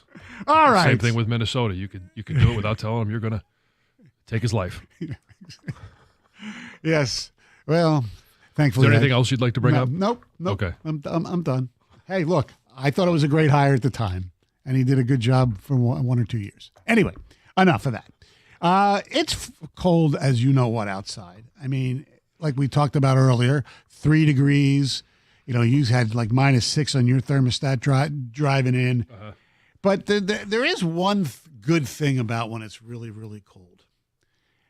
Food you eat when you're really cold to warm up. It can warm you from the inside out. It's very important. Really, really good. John, Heather, what's your favorite, I don't know, food when it's this cold out? My favorite, and some of it is because it's one of my wife's specialties, is chili. I don't know that there is anything better than when you walk in the house and there's a pot of chili cooking on the stove or simmering on the stove. It's the smell that draws you in. And then it's that, you know, because it takes some time to simmer and you've got to absorb all of the different ingredients that are in the chili into the meat, into the beans, into everything that goes into it. So it's available for a much longer period of time. So it's not just one bowl. You walk in at about, 4 o'clock or 5 o'clock and you get home from work and you have a bowl. And you put some cheese, some jalapenos, some sour cream, all of the added fixings on top. And then, I don't know, an hour later, you're like, man, I'm cold. You know what would really be good at this time? Some chili. It's still on the stove. It's so weird because I was never brought up in a chili household. I really didn't appreciate chili till, later in life, so to speak. Yeah. It's awesome. Like last night, Cindy's out of town, so Jesse wanted to take in from the nearby Coney. She goes, Dad, what do you want? And I want chili. Yeah. That's what I had, chili. But they didn't have they didn't have beans. Usually they offer, beans or no beans, Yeah. They didn't have beans. I was very upset. Is it still chili at that point, or is it just meat soup? Yeah, it's kind of meat soup, but you put your cheese and your onions in there, and You got to have. put a little Frank's, put a little hot sauce on myself when I get Yeah, home. you put that on everything. Yeah, exactly. I like hot sauce on omelets. Yeah, Sure, but it's I mean, the chili bean is why chili gets its name. Right. So if it doesn't have the key chili ingredient, it's not really chili. Correct. Well, they probably crush it. I don't know. I was disappointed. They liquefy it? Yeah, probably. I don't think that's. No, I don't think so. I don't know. But anyway, I was disappointed. You know what else? Well, look, as has been pointed out many times on this show, I love soup. And soup is great anytime, but especially when on it's a cold day. outside. Like French onion soup or tomato soup Is great with, it's cliche, but with, grilled cheese or just anything, just dunking your crackers into your tomato soup. It's so good. Yes. So I smell a Twitter poll first. Does chili have to have beans? Now, my answer is yes. Yeah. And your answer is yes. But, Or it's not chili. But I think maybe some people out there don't think that. Right, I understand because they put it on Coney dogs. A lot of them don't have beans on there sometimes. That's a different kind of chili in my mind. Oh yeah, I agree. Yeah, it's like more like sludge. spaghetti sauce. Like it's like the Skyline chili. Like it's not chili, it's spaghetti sauce. They put it on top of noodles. It's spaghetti sauce. If you don't have beans in it, it's just basically that. I think that's how you would classify it. Spaghetti sauce. Now, where do you stand on like a white chicken chili? Oh, that's good. I'm fine with that. I mean, sometimes my wife will use ground chicken or ground turkey. Yeah, Sydney makes turkey chili. Yeah, that's fine. Yeah. It's all about the other. I prefer having ground beef in there, some sausage that is ground up and thrown in there as well. I mean, you can't have too many. Chop up bacon, throw it in there. All of that is great, but the key ingredient to chili, that what makes it chili, is the chili bean. Right, I agree know. with you. What have you had it with sirloin? Oh, ground sirloin, sure. Yes. Yeah, I mean, we typically in I mean like chunks. like chunks of. It almost looks like beef stew, but with chili. Yeah, I don't know that I've ever had it like that. Very Maybe good. I'm Country club I worked at way back in the day did that. okay. It was excellent. All right. Do people put like shrimp in, like shrimp chili? 'Cause I've never had that. No, they call that jambalaya. Okay. Well, no, I understand that, but some jambalaya doesn't have chili beans in it, though. Some don't. I'm That's not more a master at jambalaya, Right. but I don't know that jambalaya has beans in it. Right, that's what I'm saying. So that's why. Right, so that's why you call it jambalaya. Okay, but my point is, if you put meat in chili, why wouldn't Sure, why, you could why, put why, you could right, put fish in there. right, I don't care. Right, okay, that's what I'm asking. The key ingredient is the chili bean. I understand. I was just asking because we're talking about turkey and chicken. I'm just asking, do people? Sure, you could put throw some shrimp soy it? in there as well. Why not? Throw some soy in with your shrimp. What did I do to deserve this? Who puts shrimp in chili? I don't know. That's why I was asking. Why even make that a question? Because it's a Okay. food group. Okay, so no. Okay, that's good. Sorry, I shouldn't have gone off the handle on there. No. It's like, really? It's a question, and you gave me the answer in a condescending, arrogant way. 97 won the ticket. Hey, America's favorite place to watch football is Stadium Swim. And I did get a text that I'm going to share with you guys when we come back. Located at Circa Resort and Casino, catch all the biggest games at a viewing experience built for sports fans. Chill in one of the 6 pools on 3 different levels for a perfect view of the massive 40-foot tall high-definition screen located at Circa Resort and Casino. It's in downtown Las Vegas, and it's right there on Fremont Street. Stadium Swim. Book your spot today at circalasvegas.com.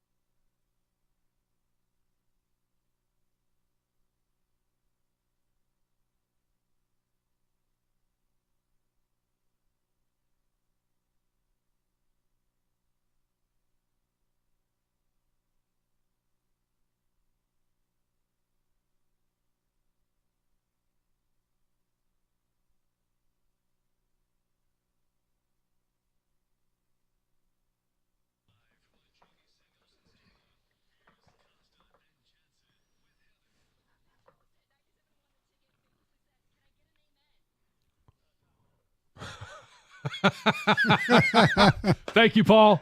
Thank you very much. You made my day.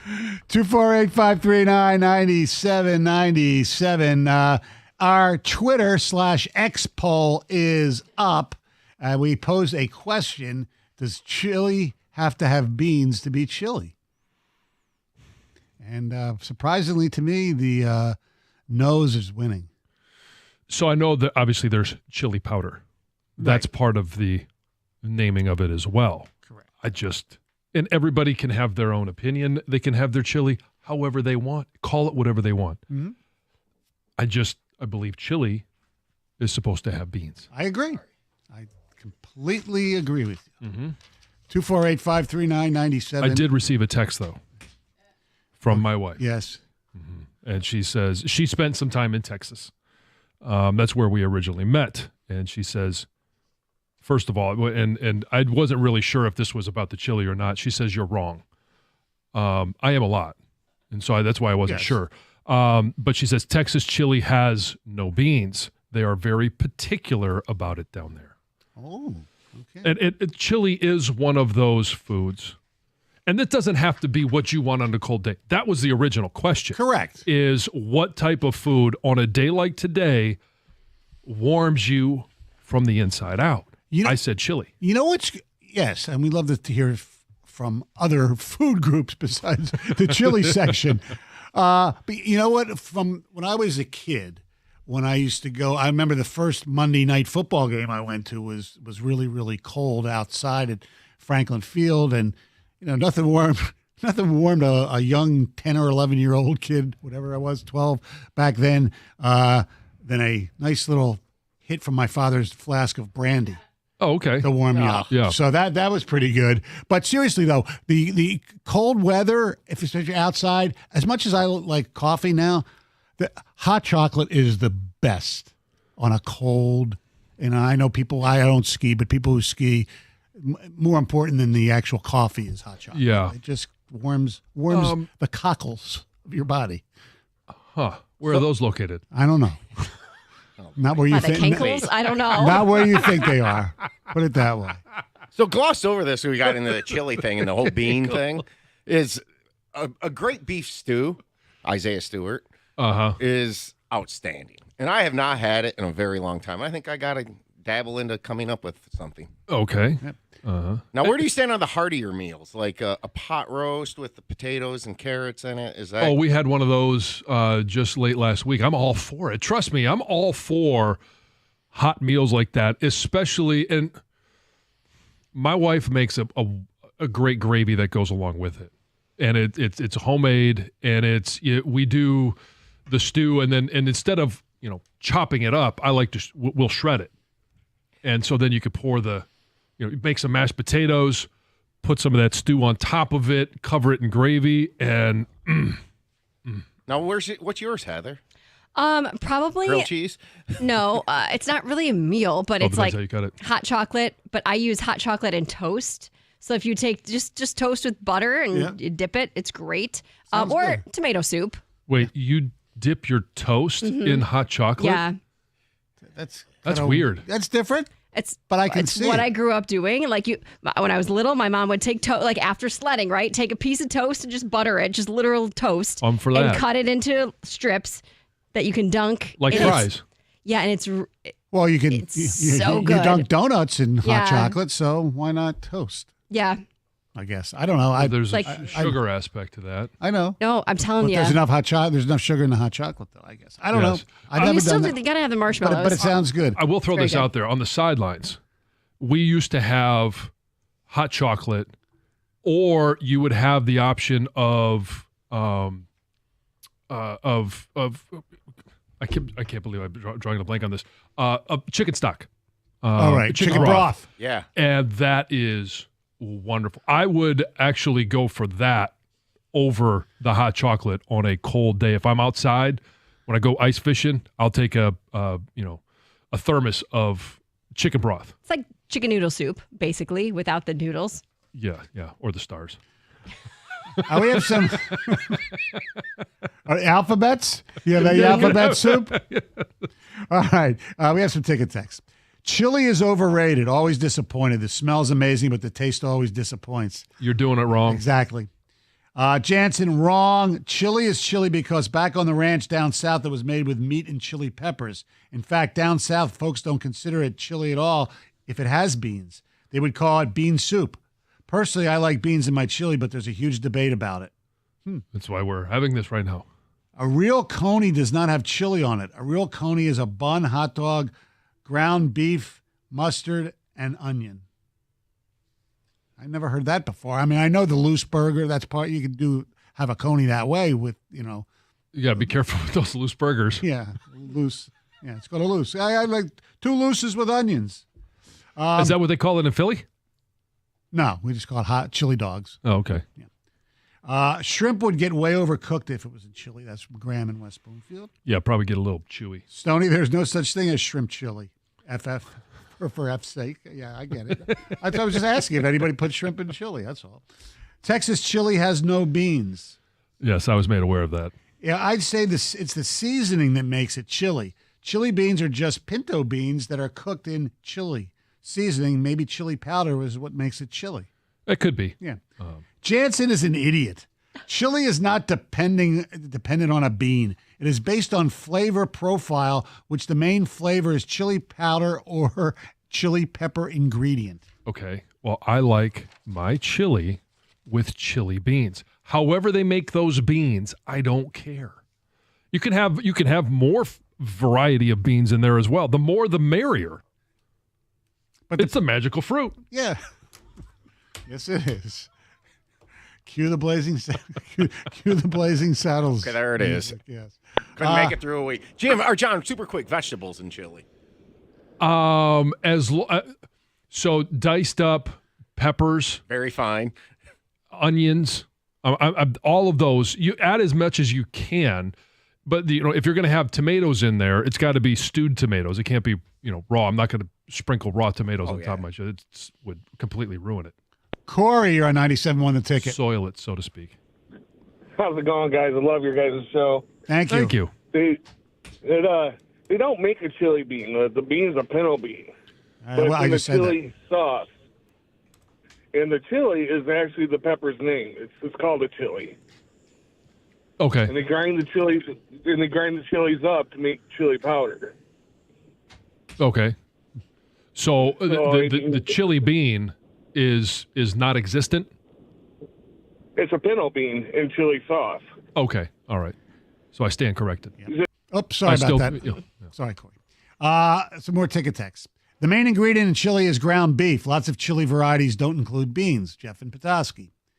Biscuits and gravy have to be on this list. Oh, great call. But here's even a better one, I think.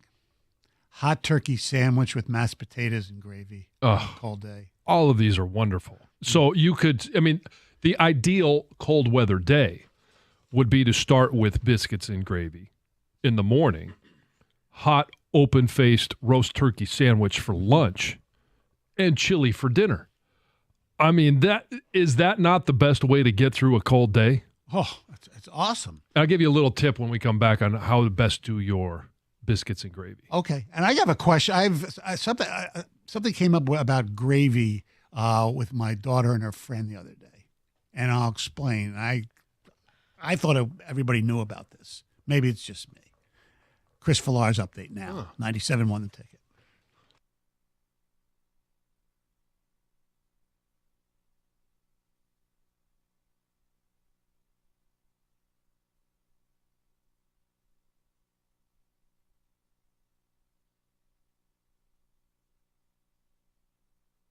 Brought to you by Twin Peaks. USA Hockey fell for the first time during the Four Nations tournament as Sweden edged them 2-1 at the TD Garden in Boston. Detroit line mates Dylan Larkin and Lucas Raymond pretty much non-factors as they faced each other for the first time. Neither registered a goal or an assist in the contest. Former Red Wing Gustav Nyquist did score for Sweden. The championship bout will be a rematch between the Americans and Team Canada on Thursday. Now, one concern was Brady Tkachuk leaving the ice early with an injury. Head coach Mike Sullivan updated his status after the game.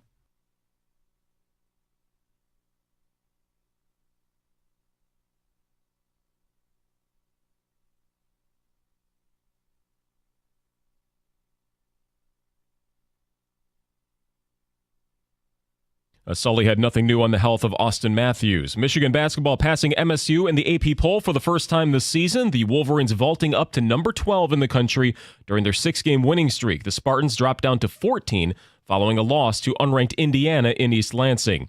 And new Tiger Gleyber Torres says he's happy to be able to play with a beard for the first time in years, joining after playing for the Yankees, where they are not permitted. He also won't miss the drama in New York after his former manager Aaron Boone claimed that he refused to switch positions. At the Corewell Health Sports Desk, I'm Chris Villar. For more, go to 97.1 The Ticket and Odyssey.com.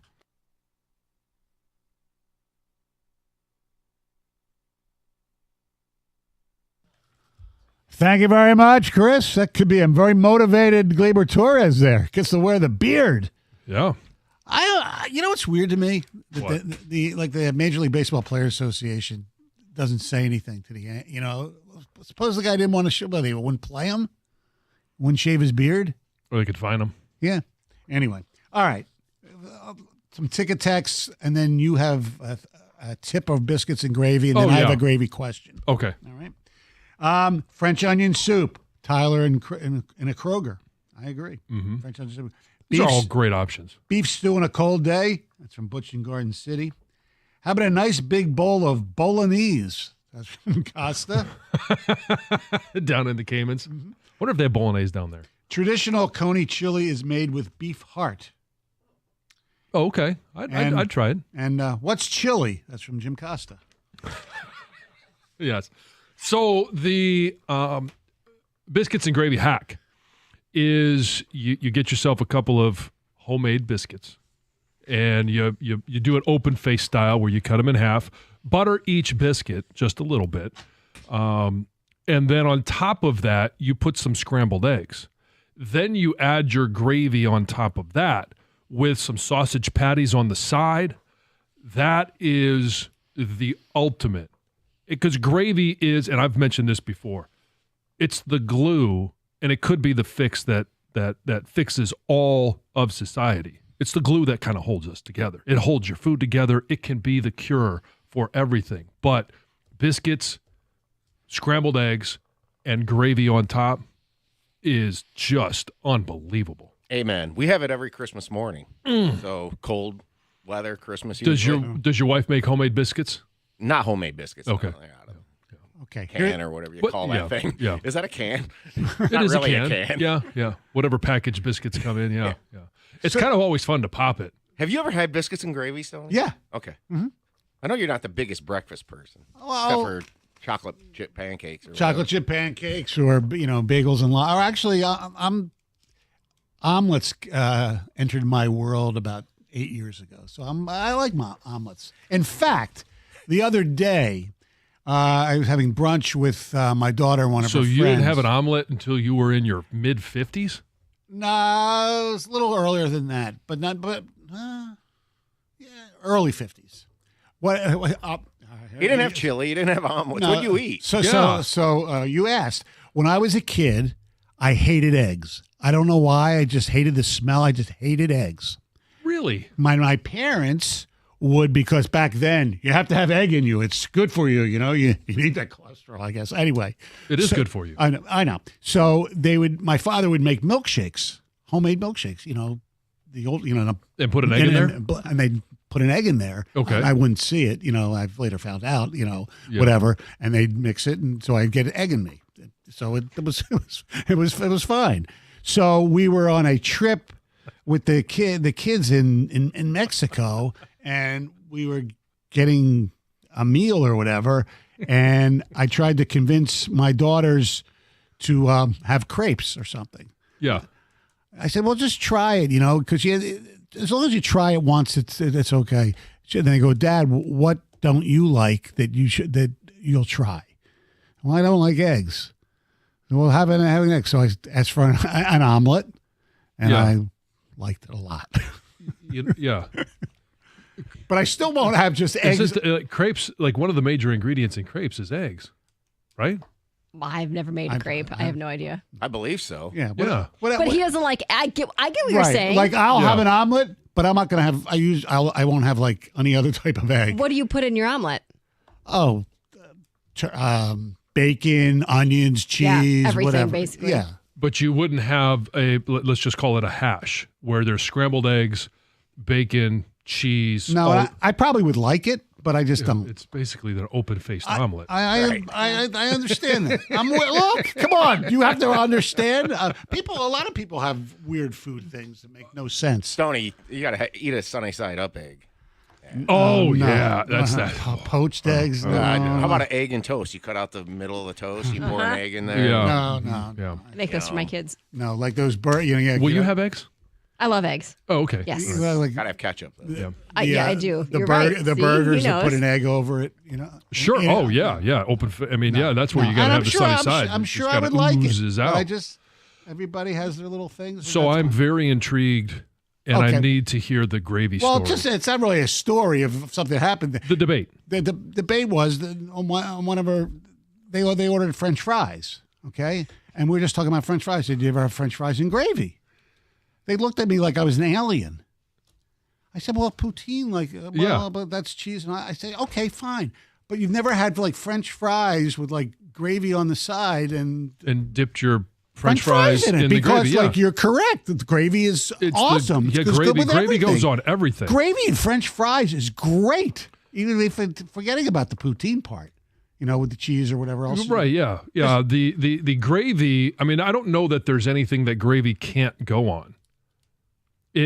Gravy is good with, even if you have grits, you get a side of grits with your biscuits and gravy, you put a little extra gravy in your grits. It literally goes with everything.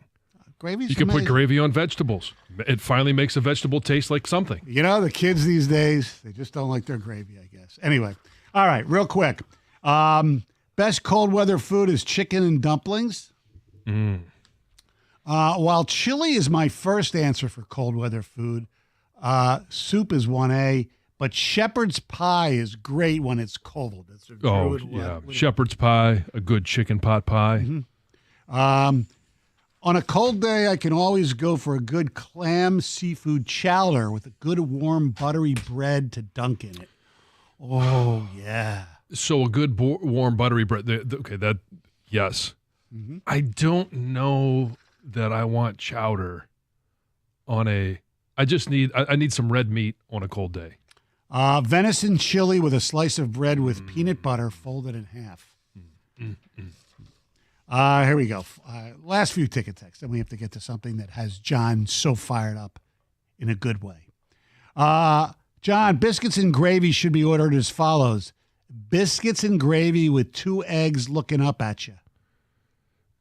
You can do the eggs however you want. Mm-hmm. But yeah, being able to mix the eggs, whether they're scrambled or they're looking at you, the sunny side, it just goes perfect with the biscuits and gravy. Jansen, hands down, best way to eat biscuits and gravy. That's from Chris in Roseville. Mm-hmm. Thank you. Jambalaya is a rice dish. Gumbo is what is similar to chili. Okay. Stoney should try a chili cheese omelet from Coney. Best of both. Okay. Best cold weather food is... Oh, I said that one already. All right. And okay. All right, John. We have seen massive changes in college football over the past 2-3 years, so to speak. We have. And maybe this was something that was made known last year. I just learned about it where the Power 4 conferences used to be Power 5, but now there is no Pac-12, only by name. So it's the Big Ten, the SEC, the ACC, and the Big 12. Yes. And the Group of 5 signed this memorandum of understanding.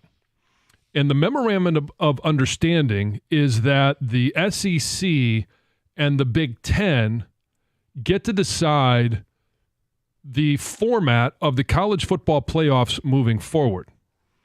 And in doing so, and this article came out, I believe it was on Sunday, by Ross Dellinger at Yahoo, who's done a great job of following all of the moving pieces in the college football playoff world. And we've talked about the 12-team format. There is momentum for moving it to 14 teams or even 16 teams. And part of that is the SEC and the Big Ten want to have guaranteed spots in the college football playoffs. We had learned a little bit about that. And if they go with the 14-team playoff, what it would entail is 4 automatic bids for the SEC and the Big Ten, 2 automatic bids for the Big 12 and the ACC. There is a provision if Notre Dame is ranked in the top 14 that they get an automatic bid, and then 1 group of 5 team that it would be ranked, the highest ranked group of 5 conference champion. So that gets you to your 14 teams. Also in that format would be a modification to championship weekend, as well as the Big Ten and the SEC agreeing to play against each other, and the SEC going to 9-game schedule. All right, so following me here, there's a lot of moving parts. Yeah.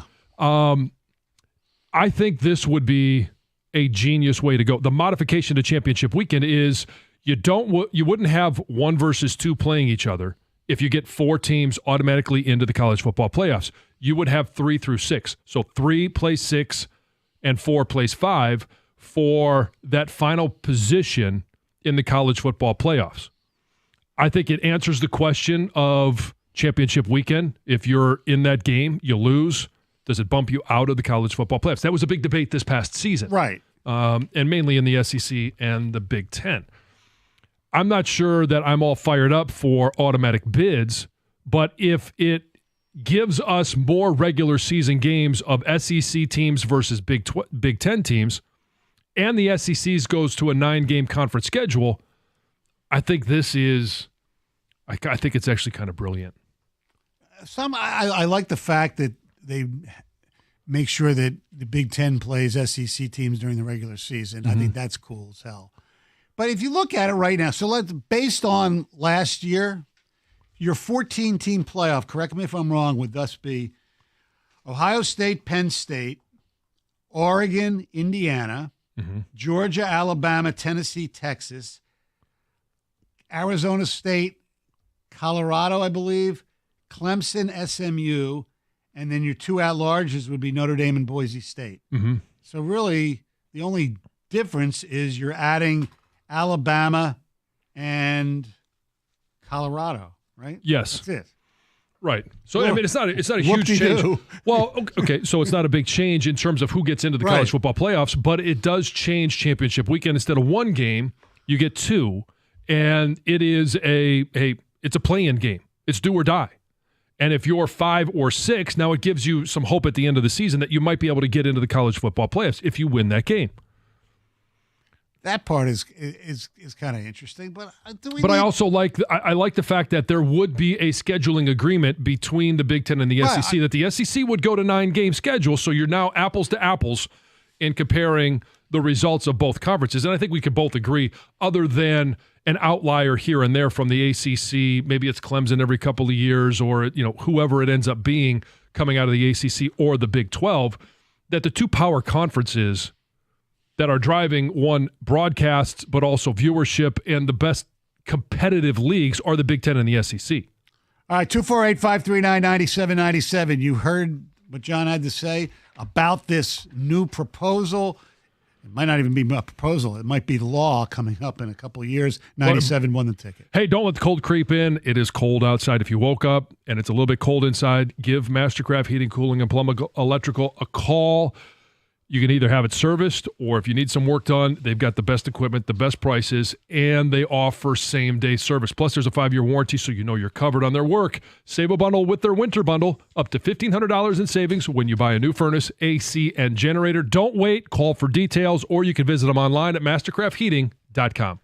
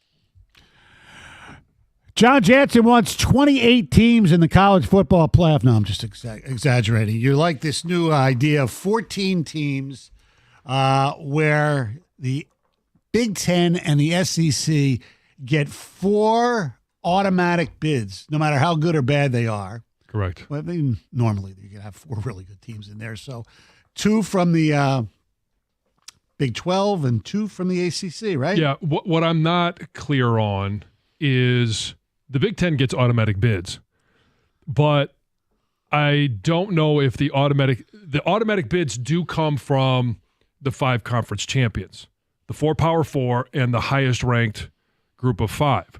Okay. I don't think that it is guaranteed that the ACC or the Big 12 get 2 teams. Okay. So it could be 5 apiece for the Big Ten and the SEC, and I think Costa would probably have a heart attack if he was here right now, because he believes everybody should get a gold star. Well, look, and based on last year, and that's all we have to go for because it was only the first year of the 12-team playoff, the only teams that would be added to the playoff that weren't in it last year would have been Alabama and Colorado. Everybody else would be in, including Notre Dame. And this is another reason under even the new scenario. Well, under the circumstances that just tell them they have to join a freaking conference. Why are they so afraid of Notre Dame? I don't think they're afraid of them. Sure they are.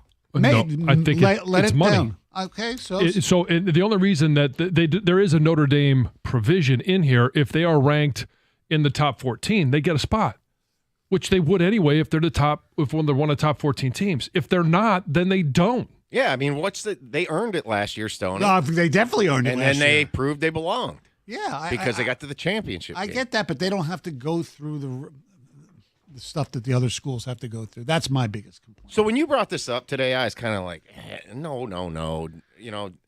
I don't want. They don't need more teams, and I still kind of agree with that in terms of the overall expansion of the playoff.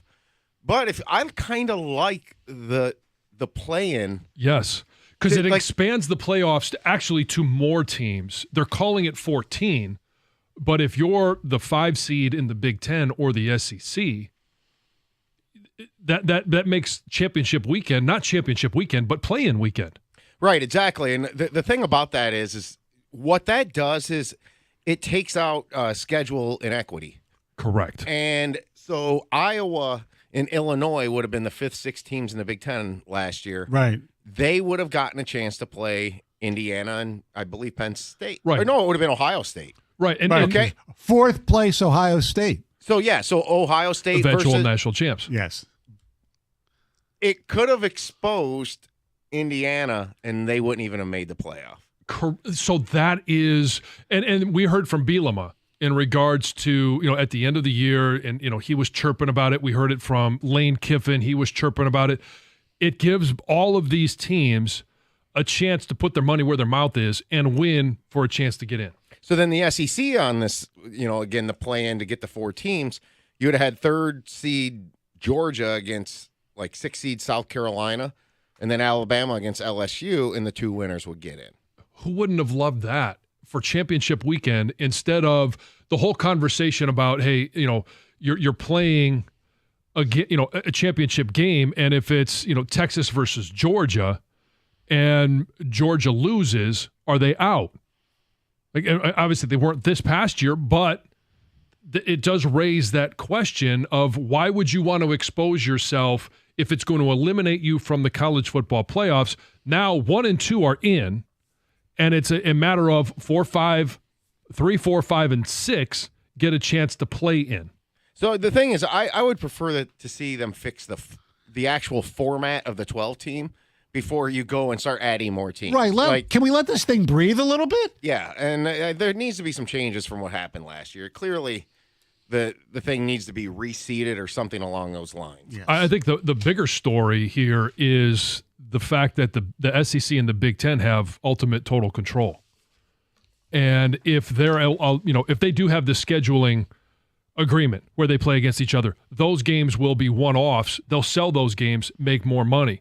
They have more teams in the college football playoffs. They get a bigger slice of the pie to begin with. They're going to make more money. Eventually, they're going to just simply price out both the ACC, the Big 12, and because they're going to have more money to spend on recruiting, the facilities, players in terms of revenue share and NIL, all of that stuff. And it's also another tool to recruit more teams. And then the ACC may be in trouble to begin with, as we know, because Florida State wants to leave. Right. They want to join. North Carolina joined North Carolina. There's talk about North Carolina wants to join the Big Ten.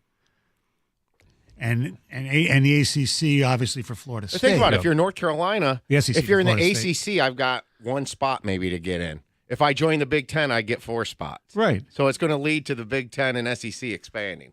That's what it all and will. you'll have a Power 2 versus a Power 4. AFC, NFC. Bring North Carolina to the Big Ten. You got Belichick going up against Ohio State. Him against and Patty Patricia. P? Yeah. A mind meld.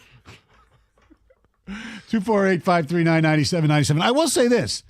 The thought of the possibility of seeing, Alabama come to the big house, Georgia going to Spartan State and vice versa, whatever.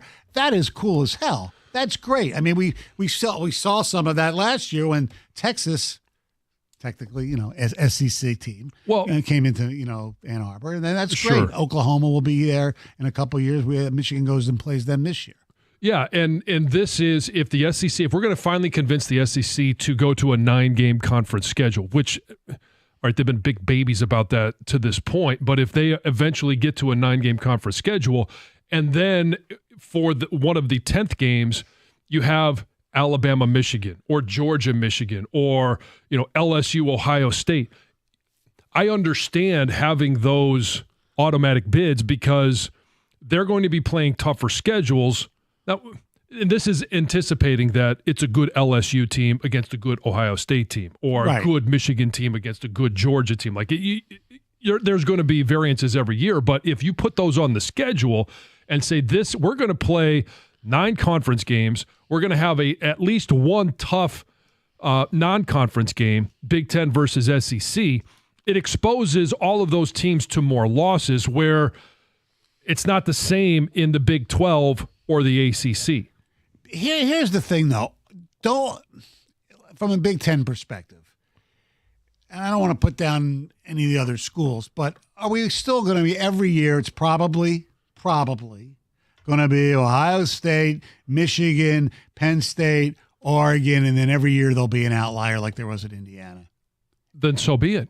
So those outliers get a chance to play into the playoffs and actually prove it. Like the argument about Indiana was their schedule was on the weaker side. Yes. This takes into account with so many teams, you're not going to be able to play everyone. So if Indiana is in that position where they're not going to play against other than Ohio State, they had that one tough game, and Michigan this year wasn't what we would hope Michigan will be.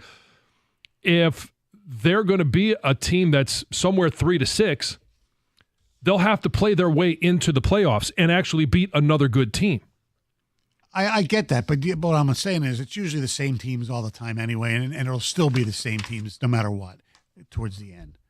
There'll be an outlier every once in a while to be a really good top team. That's about it. Then so be it. I mean, if those are the teams that are the best teams. Well, that's fine. So, but what do you need more to end up getting to the same solution again? More money. Well, yeah, it's more money. Right. It'd be 2 games on quote-unquote championship weekend. I don't think they call it championship weekend anymore. It'd be a play-in game. Some ticket texts. So what are the playoffs down by adding 2 or 3 more Big Ten teams who won't be good? Yeah, that makes sense. You're not adding 2 or 3 more. You're adding just 1, really, if you're getting 4 automatic bids. Right. Couldn't the wording of it be that any independent team or smaller school team that makes the top 12 is eligible for the playoff? That way Notre Dame isn't singled out as anything special. That's from Don from Wayne. Yeah, your highest, as long as you have a ranked independent. Right. Well, I would think that you would get in. Right, that's what he's saying. But he says, it says the provision says Notre Dame in particular. If they're in the top 14. Right. That's a stupid idea. The first round of the playoffs this year for college football sucked. Clearly, they're not 12 or 14 teams. We don't need more bad college football. If you want more minor league football, create a minor league, allow the players that want to get paid to go there, and you can watch it all day long. Well, So this takes into account, as we mentioned, the Indiana issue that we had last year, or it could take in Ole Miss. Lane Kiffin thought that they, deserved a seat at the table. Now you get a chance to see them play against another team, and we're not going from 12 to 8. We're not going from 12 to 6. So if you're going to be at a minimum of 12 teams, then why not tweak it? And you're only including 2 more, but you create the opportunity to eliminate those teams that simply just didn't play as good of a schedule. They get knocked out in that play-in tournament, that play-in games on the last week of the season. I have an interesting question. I think is interesting for your play-in. Okay. 97 won the ticket. Hey, March is almost here, and college basketball is reaching its most exciting stretch of the season. Right now, new customers on FanDuel get $150 in bonus bets when your first $5 bet wins. That's $150 extra bucks to bet on everything from conference titles to tournament upsets and even who's going to be cutting down the nets. If you've been waiting to join FanDuel, there is absolutely no better time. The app is easy to use, so download it, and when you win, you're going to get paid instantly. If you want more information, all you have to do is visit FanDuel.com/971Detroit. That's FanDuel.com/971Detroit and get on the college hoops action before March gets here. Must be 21 and over and present in Michigan. First online real money wager, only $5 first deposit required. Bonus issued as now in trouble bonus bets that expire 7 days after receipt. Restrictions apply. See terms at sportsbook.fanduel.com. If you have a gambling problem, call 1-800-GAMBLER.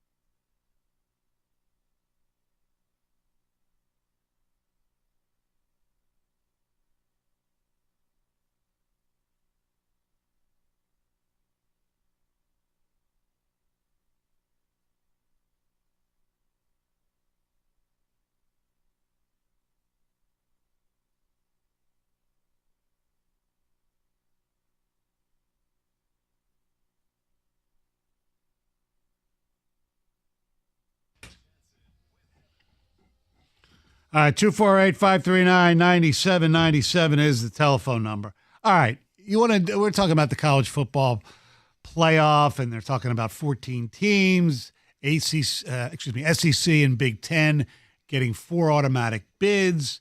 SEC would go to a 9-game schedule. There'd be a crossover game for each school and each conference in the regular season. And instead of a championship weekend, it would be a play-in weekend where you'd have, for instance, the third and fourth, 3 through 6 of each conference playing each other to get into a playoff. So it'd be a play-in game, basically. Yeah, 3 through 6, 3 plays 6, 4 plays 5. Now, there's always been this debate, so to speak, about, which conference is actually better, what teams are better and all that. Sure. Stuff. So I'll take your play-in weekend that you like and take it one step further.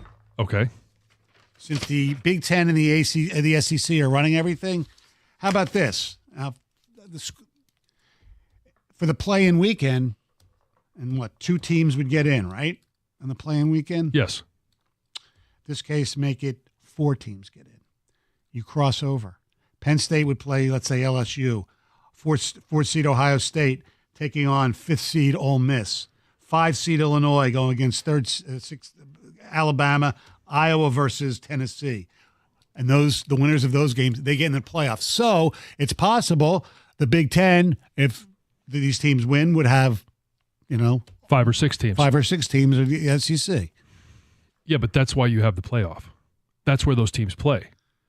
This is just to settle things in the conference get to it. And by default, it is they're not calling it the first weekend of the playoffs, but it's the first weekend of the playoffs because if you win, you get in. Correct. So this way, the SEC idiots down there, it means more, it means more. Well, if their 4 teams can't, if 3 of them can't beat the Big Ten teams, then they don't deserve more bids. That's all I'm saying. Right. And so at that point, you're starting to, and again, I would be a proponent of if you win, you get in, and I don't care who it's against. Same thing. But let's just say you have 6 Big Ten teams in the college football playoffs, and you only have, what does that put, 3 SEC teams? You're starting to 4, eliminate. Because it would be, 2. Right, 2. 6 and 2, right. So you're starting to eliminate certain parts of the country. Too bad if they're not good enough. If Alabama wasn't good enough to beat Illinois, they shouldn't be in. But we also are talking about money. Yeah, I know. And you want to have as many viewers as possible across the country. That's the weird part of this is the networks are ultimately what is driving all of this. I get it, but only one part of the country really cares about the SEC. Yes, but if the SEC it doesn't have a seat at the table. Well, they'll have 2 seats. They need 4. But that's but have them earn their 4. That's all I'm saying. Okay, but if you do that, you're not going to get the 9-game SEC schedule. You're not going to get the crossover games. Why not? Because they don't want to be vulnerable to more losses. Oh, poor little SEC. It needs more.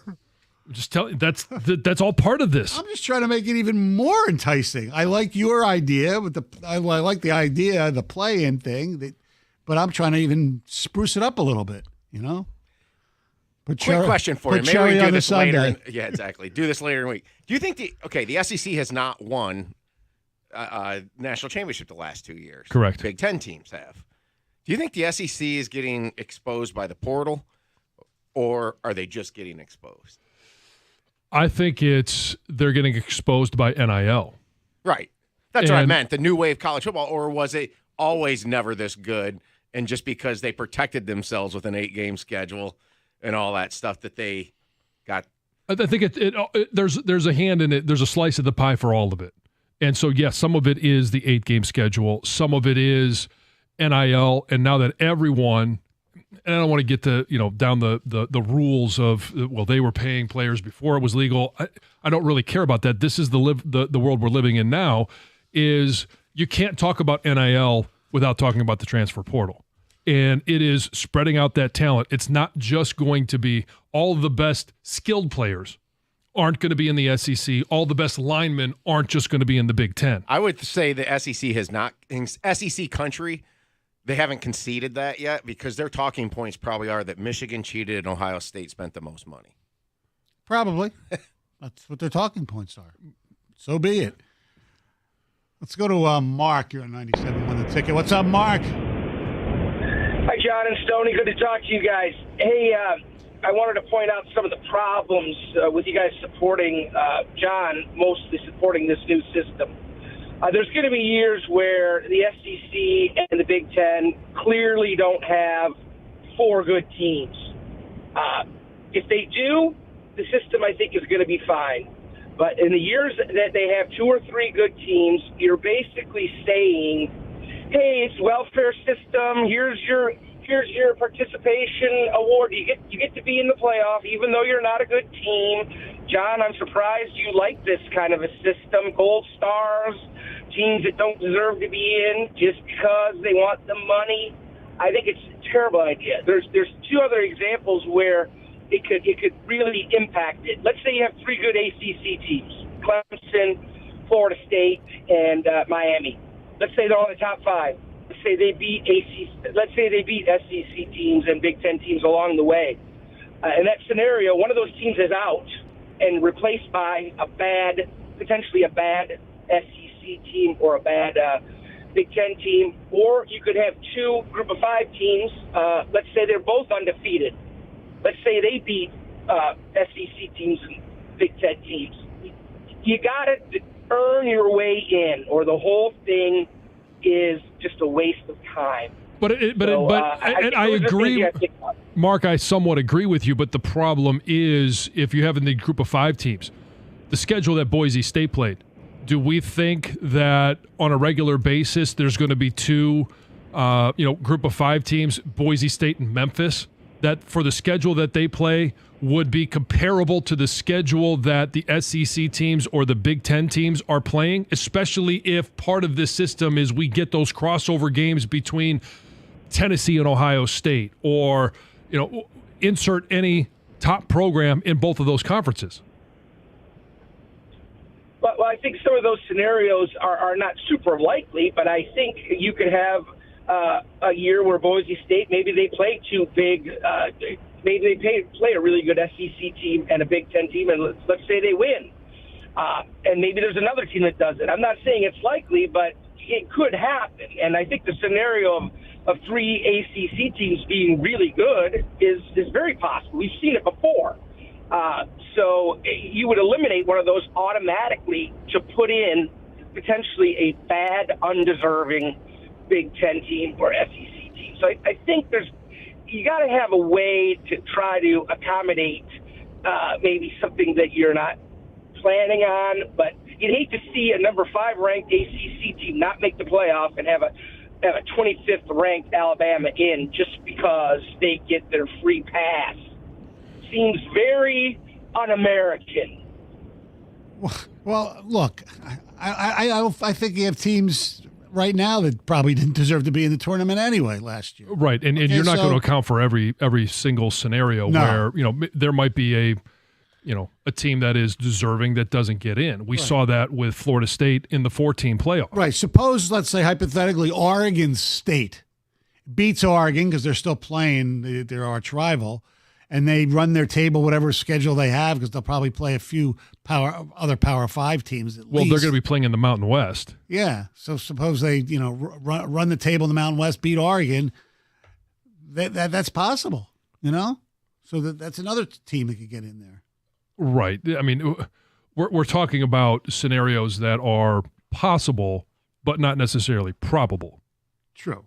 And so it's if you're taking odds of who are going to be the best teams in college football year in, year out, it's going to be Big Ten and SEC. Yeah, absolutely. And if part of this is getting to more good on good in the regular season, I'm willing to pay the price for something that's not a perfect system now. It won't be a perfect system then. No, you're right. It's definitely not perfect. I just think they should let this thing breathe for a couple more years, and if they want to tweak it. But I understand. It's all about the Benjamins. All right. Heather with news coming up next. 97 won the ticket. Hey, your New Year's resolution is to lose weight, and you can get there faster than you think with Ideal You. Go to idealu.us now and you can lose 20 to 30 pounds in just 40 days. Whether your resolution is to lose 10 or 100 or anywhere in between, Ideal You works, and it works fast. I lost 10 in the first 10 days. I lost 50 in those 40 days, and I got to eat real whole food. So you know what? I was able to stick with it because it's a lifestyle change that you are committing to. Ideal You's weight loss coaches are with you every step of the way. Your coach is going to help you lose weight. And maybe the best part is they're going to help you keep it off. It's always a challenge. And if you want to weigh less, all you have to do is go to idealu.us. Ideal You is a Michigan-based weight loss company that's helped thousands of people just like me and you lose weight. In fact, over 90%, 9 out of 10 Ideal You customers lose at least 20 pounds in just 40 days. If you want to weigh less, go to idealu.us. If you sign up now, you're also going to get a $200 Visa gift card. Start your new year off right. Lose weight. Get that $200 Visa gift card. If you want to weigh less, go to idealu.us.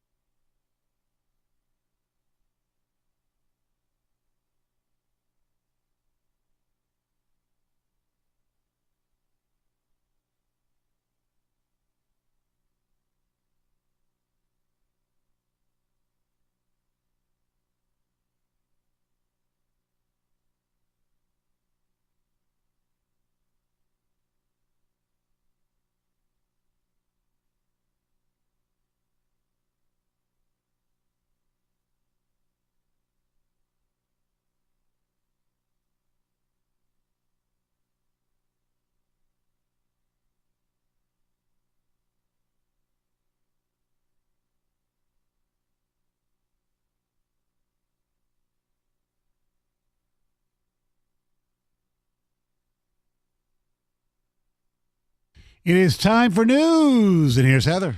Be on the lookout. Dearborn police are cracking down on window tints. They're pulling over drivers left and right as part of a broader traffic crackdown. So they say since December 26th, Dearborn officers have issued 850 tickets for tint violations. And officials are saying these illegal window tints pose serious safety risks, not only for officers, but also for the public. So they say for law enforcement, heavily tinted windows make it difficult to see inside the vehicle during a traffic stop. You know, officers can't tell how many people might be in the vehicle, whether someone might be armed. And they say from a public safety standpoint, pedestrians often, rely on, ensuring that drivers see them before they cross the street, which if you have really dark window tints, that can make it very difficult. So you can have some window tints, right? So you can have the rear side windows tinted, the rear window. Usually now, I feel like that comes standard on new vehicles. You can have the top 4 inches of the front side windows tinted. A non-reflective tint is also allowed on the top 4 inches of the windshield. You can have a medical exemption, right? That permits tints on the front windows with a doctor's prescription. So people, I guess, are being pulled over just for tints, not for other traffic violations. It does carry 2 points, but most are waivable. If you go to court, a judge can dismiss the points if a driver gets the tints removed. But what officers are saying is happening is that people are getting the points removed, getting the tints taken off, only to then put them back on. Yeah, so just be careful out there if you have your windows tinted. Mm-hmm. Yep. I get it. Do you have tinted windows? Do I? No. I mean the back windows. No comment. Here. Oh, don't want to self-incriminate? No, of course not. No. WDIV, which is Channel 4, is apologizing after cutting off the ending of the big SNL 50th anniversary special. So they heard enough bitching from me and other people. Yeah, so right around 11:15, the station just cut away from the live show following a commercial break, but the show wasn't over. There was still a performance by Paul McCartney that was there. There was still like the ending sign off, right? Where everyone basically crowded the stage to say goodbye. So instead of airing that, they delayed and they aired their delayed 11 p.m. newscast. And a lot of people heard about it. So the station did apologize on air and then also on Twitter. They issued an apology. And then also the vice president and general manager of the station issued an apology as well, saying that it was not intentional. It was not a programming decision. It was simply a human error. I love the fact that Bobby Ellis is the guy who runs that place. He's a really good dude. And the fact that, because originally people, it's automated, something happened. No, somebody effed up. And taking accountability. Yes. I don't expect them to mention people's names publicly, but kudos to them. Yeah, and they did explain what happened is that NBC had said, hey, we do expect this to run long, and said we expect it to go to 11:15, which is, they had that in their head, and then when it went longer than that, basically he said they didn't make any real-time adjustments. Right. And that was it. So he does say they plan to present at some point this encore presentation of the moments that were missed at some point. So yeah, you can find the McCartney stuff. You can, and I watched find it. Yes. You can watch it anywhere else, but the station does sound like they plan to air it as well. There's some dramatic new video that shows the Delta plane that flipped over at the Toronto airport just burst into flames as it skids across the snow-covered runway. You can see this massive orange flame just coming out of the back of the plane. Then it kind of turns into this thick black cloud of smoke. The plane appears to just, slide across as it then flips. Yeah. It's crazy watching this. You can see like the wing break off. There's also video I've seen from inside the plane of passengers getting off, and it's pretty wild. I mean, I wouldn't be the one pulling out my phone, I don't think. I would be panicking. Sure. But somebody did, of course, pull out the phone and then get footage from on the tarmac. When you see when it lands and all of a sudden the flames, it's amazing. That nobody was seriously hurt. Yeah. It's crazy. Despite all that, like you said, Stoney, 80 passengers and crew members safely evacuated. 18 were hospitalized. 3 were injured critically, but it sounds like one of them, the young child, is is in like stable condition, so it's doing great. So the cause of the crash still under investigation. All right. Thank you very much, Heather. The telephone number, as always, 248-539-9797. Today is February the 18th. 1 month ago today, the Detroit Lions season ended in an epic failure to the Washington Commanders. So we have a couple of questions, and we're going to play some sound in a second, but it's been a month. Are you done? Have you buried last season? It's time to move on to 2025. I mean, franchise tags that period begins today and it goes till, I believe, March the 4th, if I'm not mistaken. So are you done with 2024's Lions season, or you still can't get over it a month later? Darius Slay, the former Lion, as a podcast, and you remember last week, Amon-Ra St. Brown basically said that if the Lions would have been healthy defensively, they could have beaten the Eagles. Well, here's what Super Bowl champion and ex-Lion Darius Slay had to say.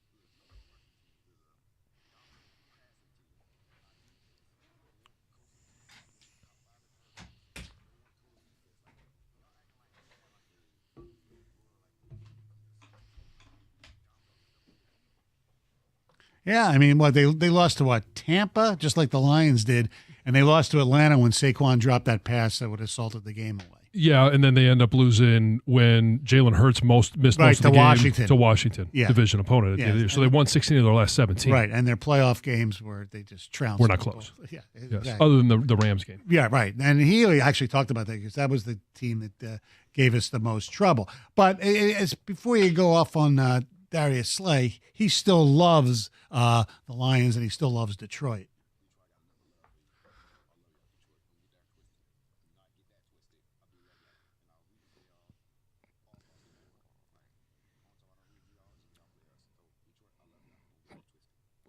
We're not going to get it twisted. In fact, I was even thinking that, if the Lions don't decide to re-sign Carlton Davis or he doesn't want to come back here, Slay will probably be let go. And could be a good option. Yeah, it's probably going to be his last year coming up. I think he wants to retire after this coming year. But still, 1 year, have him, mentor Terry and Arnold, a guy who, Ennis Rakestraw. Yeah. All those guys. Exactly. I think he'd be really good. But 248-539-9797. It's been a month. Have you let it go?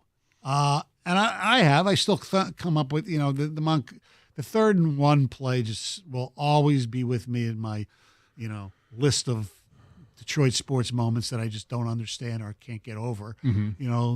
But not as much as the Josh Reynolds drop on 4th down in San Francisco last year.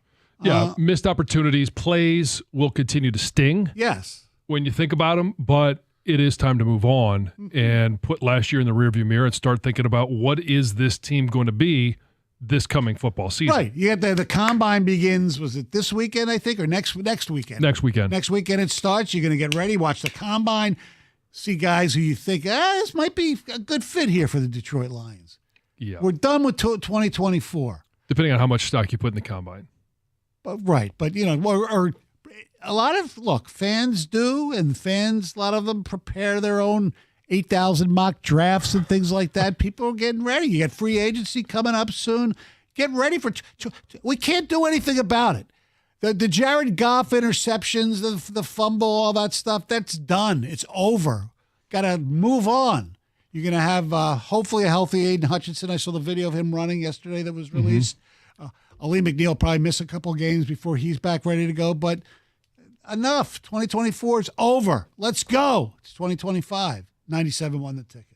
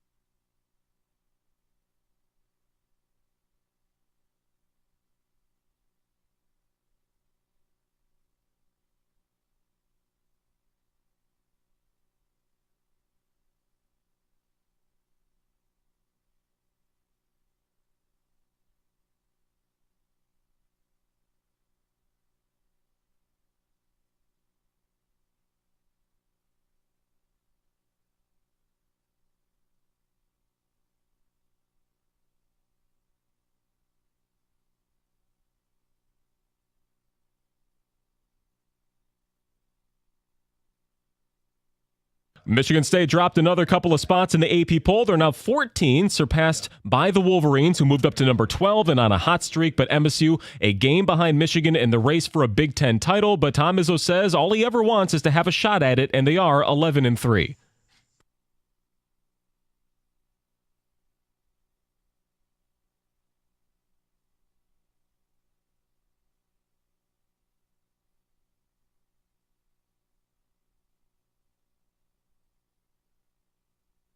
Well, before meeting U of M on the floor, the Spartans will host Purdue tonight in East Lansing. USA versus Canada 2.0 set for Thursday. Last night's 2-1 loss for the Americans doesn't really matter, as they'll still be preparing for the title game over the next couple of days. New Lions OC John Morton confirmed that he will indeed be calling the plays for the offense this year. He was on the team staff back in 2022 before spending the last 2 years in Denver. The agent of Caitlin Clark says that the WNBA will never be able to truly pay her what she's worth to the league, saying that it just isn't possible. It was the league's most watched season in over 2 decades with its highest attendance. Clark will make about $78,000 in salary for the 2025 season. And with Alex Bregman officially a Red Sox, it sounds like he'll need to change positions as his new teammate Rafael Devers insists that he will not be giving up third base as that position belongs to him. Devers is currently on an 11-year deal worth over $330 million. He says he has no clue what their actual plan is for the infield. At the Corwell Health Sports Desk, I'm Chris Villar. For more, go to 97.1 The Ticket and Odyssey.com.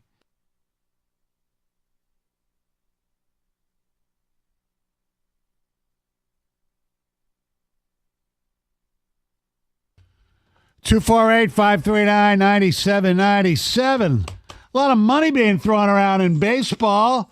There is a superstar who may be available. We'll tell you who that is and how the Tigers can get involved coming up around 9:06. Okay. So we posed the question, since it is a month, since the Lions season was over. Abruptly ended. Yes. Have you gotten over it? More importantly, are you ready to look forward to 2025? Yes. Some of the players, we're getting up there in age. There's going to be some changes. Every team's going to be different. Will they bring back Zeitler? Will they go after like Trey Smith, who's the offensive lineman for Kansas City, who's highly a guard? Yes. Do they bring back Carlton Davis? Do they go after this guy? Do they go after that guy? Who do you want in the draft? What position? It's going to be very interesting. How much money are they going to allocate to certain players? Are they going to get extensions now? Or are they going to wait a little bit? Guys like Kirby Joseph, Aiden, obviously, and, other players. So there's a lot to look forward to.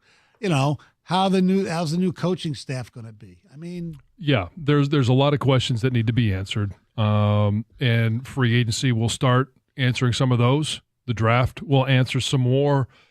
Rehab will answer some other questions. But I think it's also a great opportunity. Not only have you been able to get over it, we asked the question at the time, which hurt more? Losing in the NFC Championship game with a 17-point lead at halftime versus being knocked out as the number 1 seed in the first playoff game against the Commanders.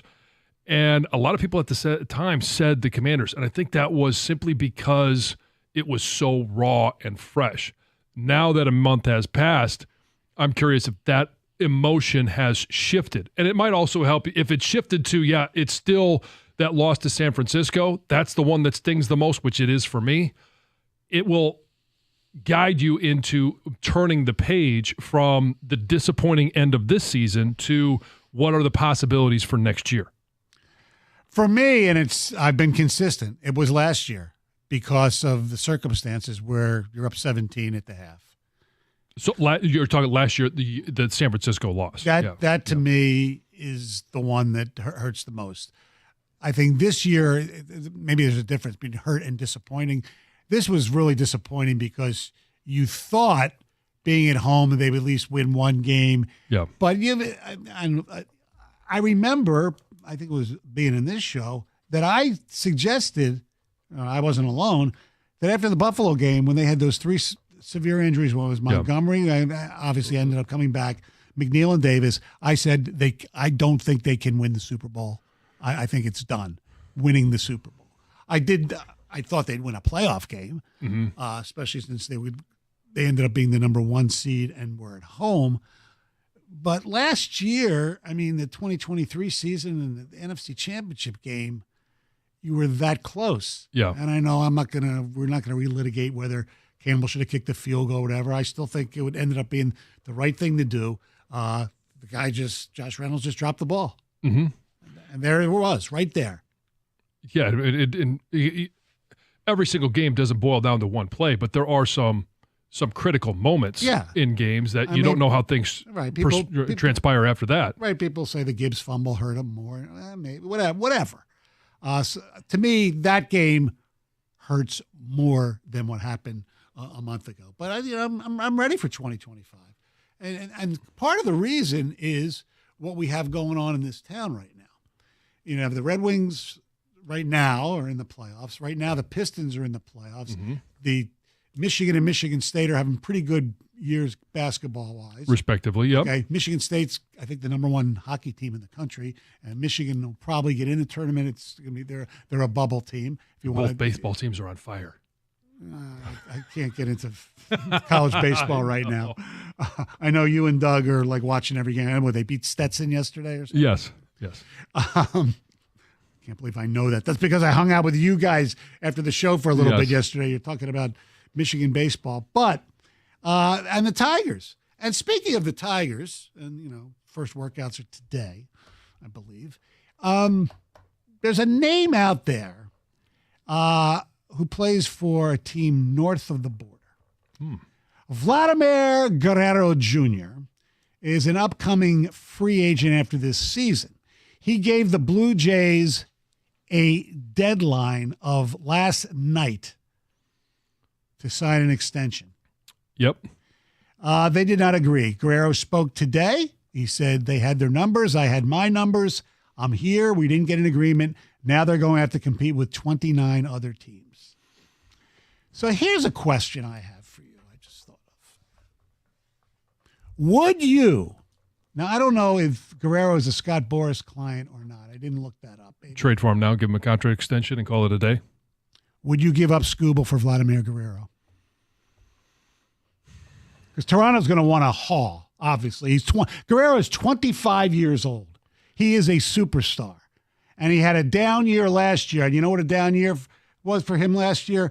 He had 323 with an OPS of 5. Oh, no, not OPS. Yeah. It's 323, 396, 554, 30 home runs, 103 RBIs. I think he started slow last year. Is what the deal was. Yeah. He's 25. He's 25 years old. I mean, first of all, if you're Toronto, the deal has to start with Scooble. I don't think so. No? No, Scooble's got 2 years left on his deal. You have control. No way. Yeah. Give me Bichette, too, and then we're talking Stoney. Seriously. I mean, to do this, first off, they're saying that they will reconsider potentially trading him at the deadline. So they're going to find out and see where they're at in the standings. I know. The price becomes less at the deadline, I think. Well, the price depends on the contract. Right. If you can get an extension, then you're giving up more. Right. I wouldn't make the trade without an extension. Oh yeah, I mean you're giving up a lot less if you can't get him Right. signed. But He's if you gotta get him commit. to get him signed, you're talking a 25-year-old, as opposed to Scooble, who's a few years older. Pitcher injuries are more frequent than. It's just so head scratching. Like you look at the Blue Jays here. All right, what are they doing? He's likable. He's great. Yeah. He's young. He's done everything that you could have expected of him. And you're letting this go down to something, and then you were allegedly in the Bregman and Ohtani thing. Yeah, exactly. And you're willing to spend. So they obviously don't think he's worth big-time money. Right. Baseball's so messed up right now. We're dealing in a world where Bregman is, the third highest paid hitter right now?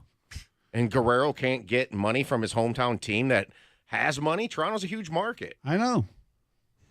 I don't get it. To me, when you have, I know pitching is so important. So I'm not minimizing Cy Young Award winner, especially a left-hander. I'm not minimizing it at all. But in today's baseball, if you can get somebody equal, great players, give me a guy who's going to play every day over a pitcher every time. See, first baseman's a premium position to have power. Right. It's supposed to. So you're getting everything that you need in a first base. I mean, the Tigers are actually sitting in a kind of pretty spot here, because I don't think he'll get moved before the season starts unless something absurd is offered. Teams will sit and wait. Let the Tigers can kind of let this play out with the Keith experiment at first and stuff. But you're not going to let Colt Keith block you from getting Vlad Guerrero. But Torres is only here a year at second. Keith goes back to second. I mean, he is an interesting. If the Tigers are in it, that would be a huge pivot for them to make as a franchise at the deadline. Yeah, absolutely. It would be a monster pivot. And I mean, so how many prospects do you give up? Do you have to give up a major league talent, like you're talking about? Not necessarily a Scooble, but do you have to give up something else at that time? To me, I don't think Scooble's involved. I think that's a separate. I agree with you. So I would guess the Blue Jays would start with Clark. Clark has to be in it. Done. Right. Yes. I don't care how great he's going to be. Or if you say we're starting with Riley Green. Yes, done. Goodbye. Love you. But you know what? You're not Vladimir Guerrero Jr. I just don't know if they would be even interested in established young players. They may just want a ton of prospects. Exactly. You know what? I'd give them Clark and McGonigal. Call it a day if that's what they want. I mean, you probably think about more than that, but yeah. I mean, that would be a starting point. Yeah. But so then the question is, if you're talking Vlad Guerrero, whether it's this year, next year, trade, you're going to have to give him an extension. Well, what is a first baseman with that power worth? He's worth more than Alex Bregman in my mind. That's for damn sure. Yeah. And now, is he worth as much as Juan Soto? Probably not, but he's worth a hell of a lot of money. So you're looking at $350 million? For how many years? For 10 years? 10. He'd be 35. Yeah. Because I don't think those guys, maybe 32, they'll start to fade a little bit, but he can always DH. Yeah. Uh-huh. Give me Vlad Guerrero through the age 35. Sign me up now. 97 won the ticket. Hey, a personal injury of any sort is, in fact, personal. Injury attorney David Femininio has dedicated his career to securing justice and maximizing recovery for those who have been injured. David is also dedicating to ensuring that you get all the medical care that you need and deserve to put your life back together after an accident. You need an attorney who is going to make it personal, and that attorney is David Femininio. If you or someone you know has been injured, you need to tell them to call David Femininio at 855-65-CRASH, or you can always go to his website, getdavidgetpaid.com. That number again, 855-65-CRASH, or on the web at getdavidgetpaid.com.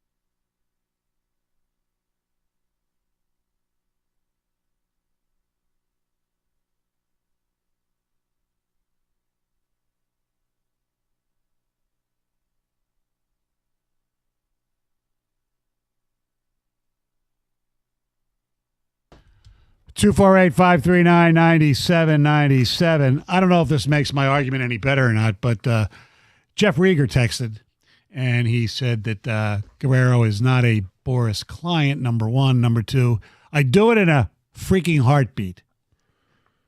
Whether it's Clark or I don't know, you didn't specify whether it was Scooble or Clark, McGonigal, whatever. But I don't think Scooble is at all part of the equation. probably not. But at the probably not. Anyway, we have some ticket texts. Not trading any of our premier prospects for Vlad without him signing an extension to remain in Detroit long term. That's what we said. Yeah. I'm not making a trade for a rental. No, If you have to give up anything great, no way. Correct me if I'm wrong, though. You can sign and trade. Yeah, Correct? you can trade and sign. Trade and sign, Yes. whatever. Yeah. I mean, Yes. so the deal is done before he steps foot Right. in Comerica. Exactly. Scooble for Guerrero. Are you having a 70s cocaine flashback? Okay, now I don't know. Okay, but he didn't specify which one he thinks is so crazy. Would he? I think we all know what he's talking about. Stoney, you're trading a guy you'd have in July. You would have team control over Scooble for a year and a half still right on a rookie deal, and you're trading for a guy who has a contract up. Even if No, I said I'd only make it if they agreed to an extension before. I'm not doing a rental. That's what I'm saying. Right. So Does that okay? So I know that, but you're not giving up Scooble in that situation. Like, I think the Blue Jays would have to throw in something else. Even though Guerrero's an everyday player. An everyday player for 10 years, signed him a 10-year, $350 million contract. and you mentioned Bichette. Well, he's up too. He's a too. free agent. If Right. they're trading Guerrero, they're trading Bichette. As opposed to having a guy as great as Scooble is, who you have control for one more year after this year, and his agent is Scott Boras. You really think you're going to re-sign him? Okay, I'm trading Guerrero. I'm taking Guerrero. I'll take that chance. Well, I threw it out last week when the Bregman thing fell through that I think if Scooble is betting on himself and he wants to take it all away free agency, which I think, considering his past injury and his age right now, is a little – I'd be wary of doing that. You're taking a bigger risk than Max Scherzer did. I totally agree with you. But if he takes it there, Stoney, I believe he will try to get the first $50 million pitcher contract. You got to exclude Ohtani. Right. This is pitcher only. Okay. Yeah. I think it's $7 and $350 is what they're going to try to play for. Okay. By the time we get 2 more years down the road. Do you think the Tigers would do that? I don't know. Okay. Probably not Okay. if they have Vlad on the roster. Well, but you're talking about having him for a year, or if you do it at the trade deadline, for the rest of this year and next year with Scooble on the roster.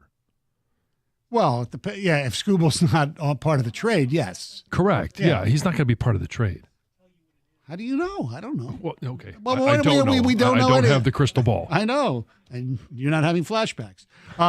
Or forward. Yes. Not trading, another text, not trading any of our premier prospects for Vladdy without him signing an extension to remain in Detroit long term. Absolutely agree. I thought Agreed. we made that very clear. You're not going to trade I'm not prospects for a rental. I'm not trading. If the Tigers were really good, you thought he'd guarantee you go to the World Series, I might trade one of the prospects. But At least.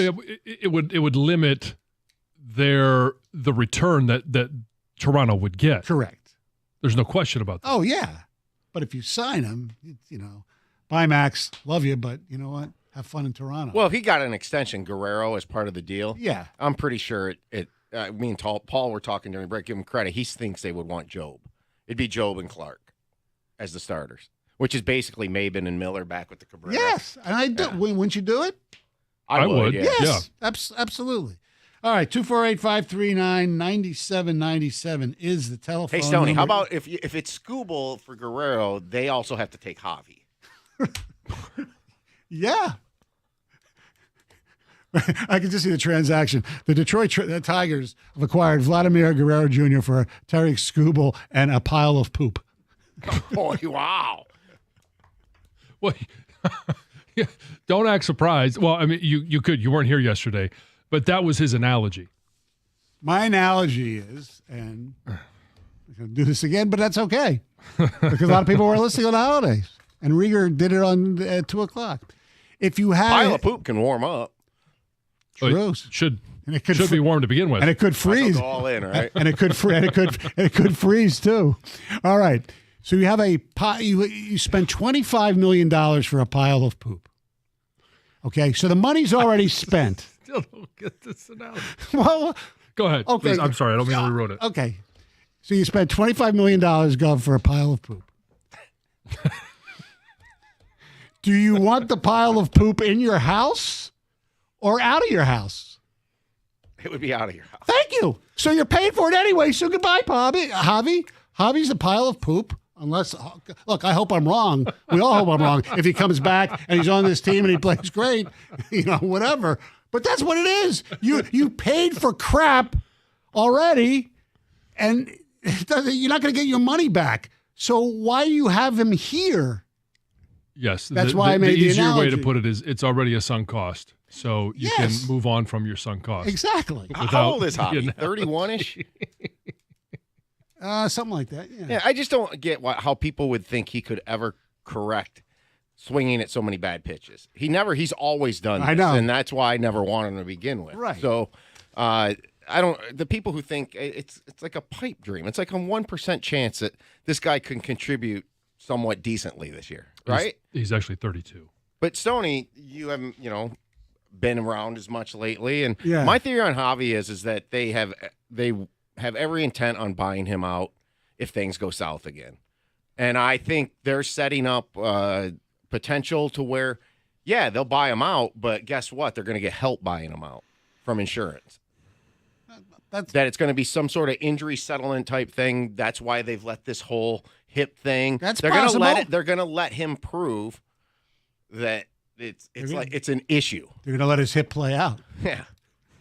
Yeah. And then so some of the money As we know. some of the more money they have to do to buy him out will be absorbed by some sort of insurance type situation. Okay. I don't disagree with that. I really don't have a problem with him being in Lakeland. I mean, we saw the headline yesterday, how everybody's happy to see him and all that. Sure. He could be a great teammate, and that's good. They were happy when he came back for the playoffs in the dugout and all that stuff. And if miraculously he is, like we say in spring training games, not swinging at pitches in the dirt and he's making good contact, good. He was very, I wouldn't say good, but he was okay with, guys in scoring position even last year, as bad as he was. So But I got to ask John, you're the former athlete here. To me, it's human nature at some point. A guy making this much money for this many consecutive seasons that you bring him back in here. If I'm Riley Green and I'm looking over that, there's no way you don't have some personal, well, wow, this guy's making $28 million and I'm still on my rookie deal. So yeah, there are those things that enter your mind, but it gets more complicated when he's on the roster and somebody gets sent down. I know yesterday some of the speculation was when it's all said and done, Wenzel Perez might be the guy that is the casualty, gets sent down to AAA, and you have Javi on the roster. Now all of a sudden you have a guy that could actually help you that's not here. Oh. That becomes more of an issue, not how much he's making, because guys understand business is business, right? He signed that contract, and yeah, you could be upset with the front office, and you could say, I'm worth more than him. There's no question that Riley Green is worth more than him on the field. But the business is his contract's not up yet. When it is, how do you compare to what you've already paid Javi Baez? But the bigger issue now is if we're going to be a playoff team, we need bats. We need guys that can get on base. We need guys that can help us win. And if somebody's going to be set down that can help us win versus Javi Baez, that's the bigger immediate issue. the thought you just presented of Wenzel Perez being in Toledo because they're keeping Javi Baez, I'm nauseous right now. I get it. And so that feeling you're having is also the feeling that a lot of the guys in the clubhouse will have. As much as they like Javi, they like winning more. Yeah. I'm just, yeah. And so that you're trying to use common sense, Tony. I know. But that's where, Tom, to your point, you get to a point where if they are letting this play out because they have to, if it's going to be an insurance settlement because of the injury, they can't just do it now because he had the surgery to repair whatever it was, and they could come back and say it didn't work. It didn't work enough. It's still affecting his ability to perform. And now they can go to the insurance company. Now they can go to Major League Baseball. They can do all of the different things, but they've got to go through the process. It'd be great. They're ready to do this. They've got just about all clearance from the medical. They're going to get some support of paying him off. Documentation. Yeah, exactly. And then like one person at the insurance company says, well, hey, I want him to get LASIK too, and then see what happens. Give him some glasses. Hey. Maybe I needed contact lenses. You know what? How does he even swing his glasses? He wears those glasses at the plate. I know. 97 won the ticket.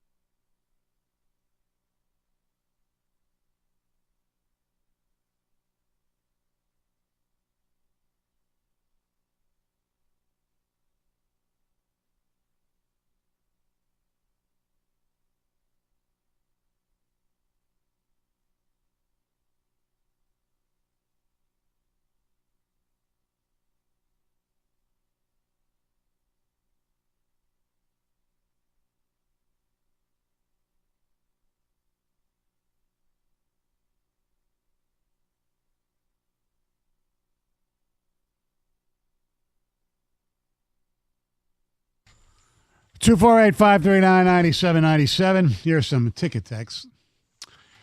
Stoney, I would not sign Vlad Guerrero long term. I don't think he'll produce as he gets older, but I don't think you should ever give a guy more than 5 years. I think long-term deals are killers in the end. Then you'll never get the value. You'll never get deals. Right. I understand his I agree with this concept, but we have to live in a real world here. Yeah. I think this year's Tigers are going to be a rotating cast, and whoever's hitting the ball is going to earn their spot. That's from Jerry, probably. I want to ask John, as an athlete, how would you feel about a local radio personality comparing you to a poop? Probably not listening. I thought, yeah, I get this. I understand that's not the greatest thing to say, but you understand what I'm trying to.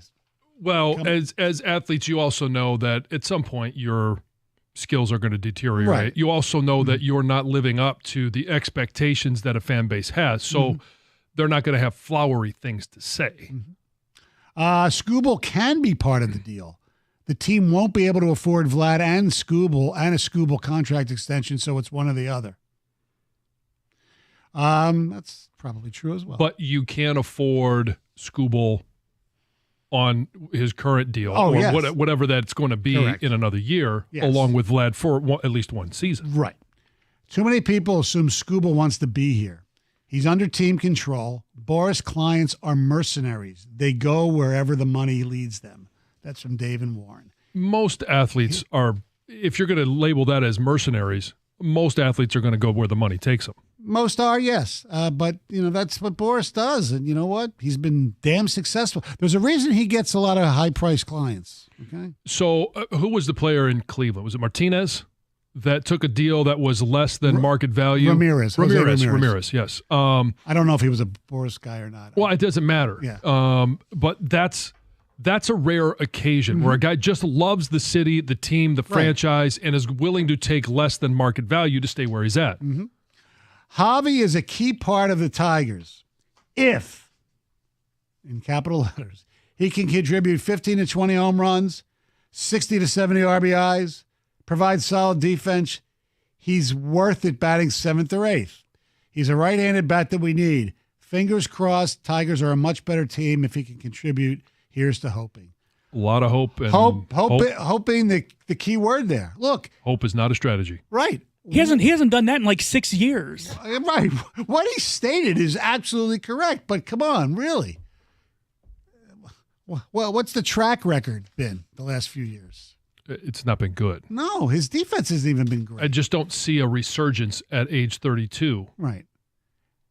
Look, I mean, maybe we'll talk about it tomorrow as far as things that this team needs. I mean, everybody is focused on third base.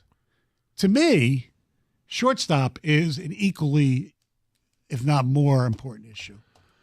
Because defensively, Sweeney's pretty good. I'm not convinced he's going to be a consistent major league hitter. Okay, you're talking about two things. You're talking about shortstop as a total player, or you're talking about offense. I think a bat is the major concern versus the defense that you're going to get at shortstop or at third base at this point. But if I had to pick a position where give me a shortstop. I don't know. So I think they're weak at shortstop, even though Sweeney's pretty good defensively. At third, they have neither right now. Although, who knows? Maybe Chase Young can hit. All right, it's time for news. And here's Heather. This is really cool. A college student's life changed forever when he walked away with $100,000. Did you see this? After winning a 3-point contest during the NBA All-Star Game on Sunday. So cool. This 18-year-old, right, drained a 3-point shot, miraculously beat Milwaukee Bucks star Damian Lillard in this competition. And it was like a buzzer beater. It was really, really cool. He said the moment was life-changing, and the money is obviously going to help him pay for his education. He was randomly picked from the crowd, right? This was not like something pre-planned, like he was a really good player, right? Like he was just randomly selected. And the rules of the game, Lillard had to knock down 3 long-range 3-point shots to win, and this kid needed to make 1 shot from half court. And I think there was a time they had to do it in, right? And it came down to he got this. He nailed the shot right before the buzzer. And his foot wasn't on the line? His foot wasn't on the line. No, so he's going to get the money. It sounds pretty darn cool. Incredible. This is an interesting twist, I guess, an interesting story. Former Miami Dolphins player Jonathan Martin, who was like the central figure in the whole Bullygate scandal back in 2013, now claims that he was never bullied. Right. Yeah. Yes. So I'd heard of the puts story. all the blame on mom. It was his mom. Well, that's what he's saying. Right. Well, you had a voice then too, right? He did, and he didn't speak up. I kind of had to do a little bit of back research. I remember hearing the story because I know Richie Incognito. Like, I know the name. I'm like, why do I know him, right? Besides his name. Yeah, that's one of the greatest last names of all time. Isn't it, though? Incognito. Yeah. Because I was like, okay, obviously he's got an interesting name, so I've heard it before. But you never find him. Oh, right? Where is he? Anyway, I did some back research, but he told ESPN, this is Martin, he said, quote, I never believed for a second I was being bullied. It's a story that I've been trying to fix for 10 years. And he later went on to basically blame his mom for the situation. It's crazy. Yeah. I mean, Incognito was labeled as a bad seed. He was suspended for the rest of the year. And there was 2 staff members fired and another guy that was, there was a whole the Wells report, all of that stuff. They did a huge investigation. Yeah. Into everything, and then a decade later to say that he's trying to right a wrong. It never happened. I was never bullied. Right. Never believed I was bullied. It was all mom's fault. Maybe he's making this up. Who the hell knows? Yeah. I mean, when it's a terrible situation, and so many people got caught up in it. Yep. Channel 4 is apologizing after they cut the SNL 50th anniversary special short by about 13 minutes. So right around 11:15, the station just cut away from the show following a commercial break, never brought it back, but the special wasn't over. It left a lot of viewers quite upset. There was still a big performance by Paul McCartney. There was still the big sign-off from the show where tons of, members of the show filled the stage to say goodbye. Instead, they just cut to their 11 p.m. newscast. So they did issue an apology, first citing some technical difficulties, which I think played into it a little bit. But the station's vice president, general manager, Bob Ellis, did say, you know what, this was not intentional. We didn't mean to do this. It was simply human error, and we understand your disappointment. Kind of explained the situation that we got word that it was supposed to end around 11:15, and when it went longer, instead of us figuring out how to make it happen, it fell short. So big apology there. I mean, the sign-off, people in Detroit missed it because Lorraine Newman and Jane Curtin, they held up a picture of Gilda Radner, who, of course, is from here and passed away. Yeah. Gilda's charity and all that stuff. But, yeah, I mean, I'm glad Bobby, said it was human error. He didn't blame it on some kind of glitch or anything like that. Yep. You might remember this guy if you think far back. There's a guy who lost a hard drive years ago that contains this Bitcoin key. Oh, yes, I do remember that. Which would have access to about $800 million, right? He is still trying to find this hard drive, and he is now offering to purchase a landfill. So this guy, he has begged and pleaded with this city council, this is in South Wales, to gain access to just the mounds of trash at this landfill, but he's apparently been turned down. You're not going to find this hard drive. What's he going to go hire people to go in there with the detectors? He's saying, I've got, not just that, but literally clean it out because it's mountains, right? I guess the city is planning to close the landfill for good, and he wants to purchase it. And he says, not only, am I going to purchase it and clean it out, I'm going to find my hard drive, and then I'll turn this into a beautiful park or whatever you want to do with it. So we'll see if what the likelihood of him finding a hard drive in mounds of trash. I never thought it was a hard drive issue. I just thought he forgot his password, right? Well, that's it. The hard drive contained this password. It was like a long character, 51 character password, and it was on this hard drive. So he didn't know it. Miscommunication with some coworkers. Hard drive got thrown in the trash years ago. Has no access to his all his Bitcoin. Maybe his password was Costa and Jansen 97.1. With Heather. Yeah. Yeah, maybe. So it's not every day you go to the grocery store and find a venomous snake in the produce section, but that happened to one shopper in New Hampshire. Apparently there was this venomous, ornate, cat-eyed snake hiding in a shipment of bananas. Cat-eyed snake. Yeah. Yikes. I guess it's it lives in the lowlands in western Ecuador, hijacked the shipment of bananas, made it all the way to New Hampshire. They say, thankfully, the snake is very calm, never really attempts to bite a human. Unless you grab the produce and you grab the snake by accident. Nobody was harmed, including the snake, and it has now been rehomed. Okay. Terrifying. Right. Yes. Terrifying, though.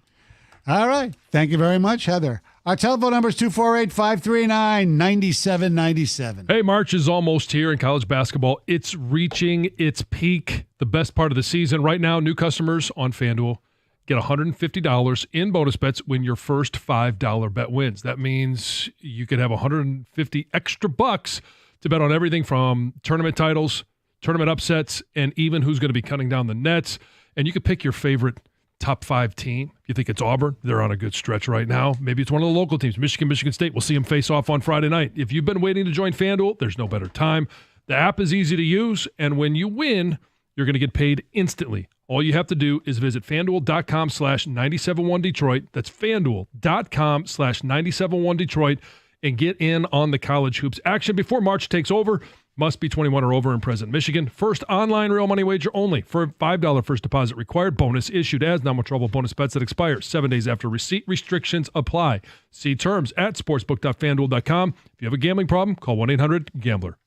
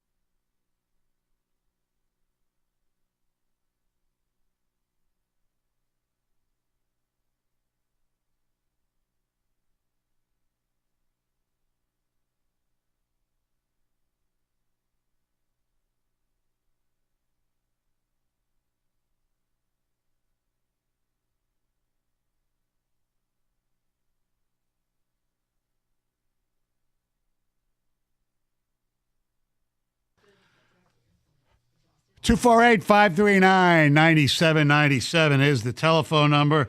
When I look at my weather app, let's see how cold it is outside right now. No. Picture of a witch come up. No, picture of a witch. 8 degrees here in Southfield, Michigan. It's warming up. What's the feel like? Because they can't call it wind chill anymore. Why not? It's offensive to the wind.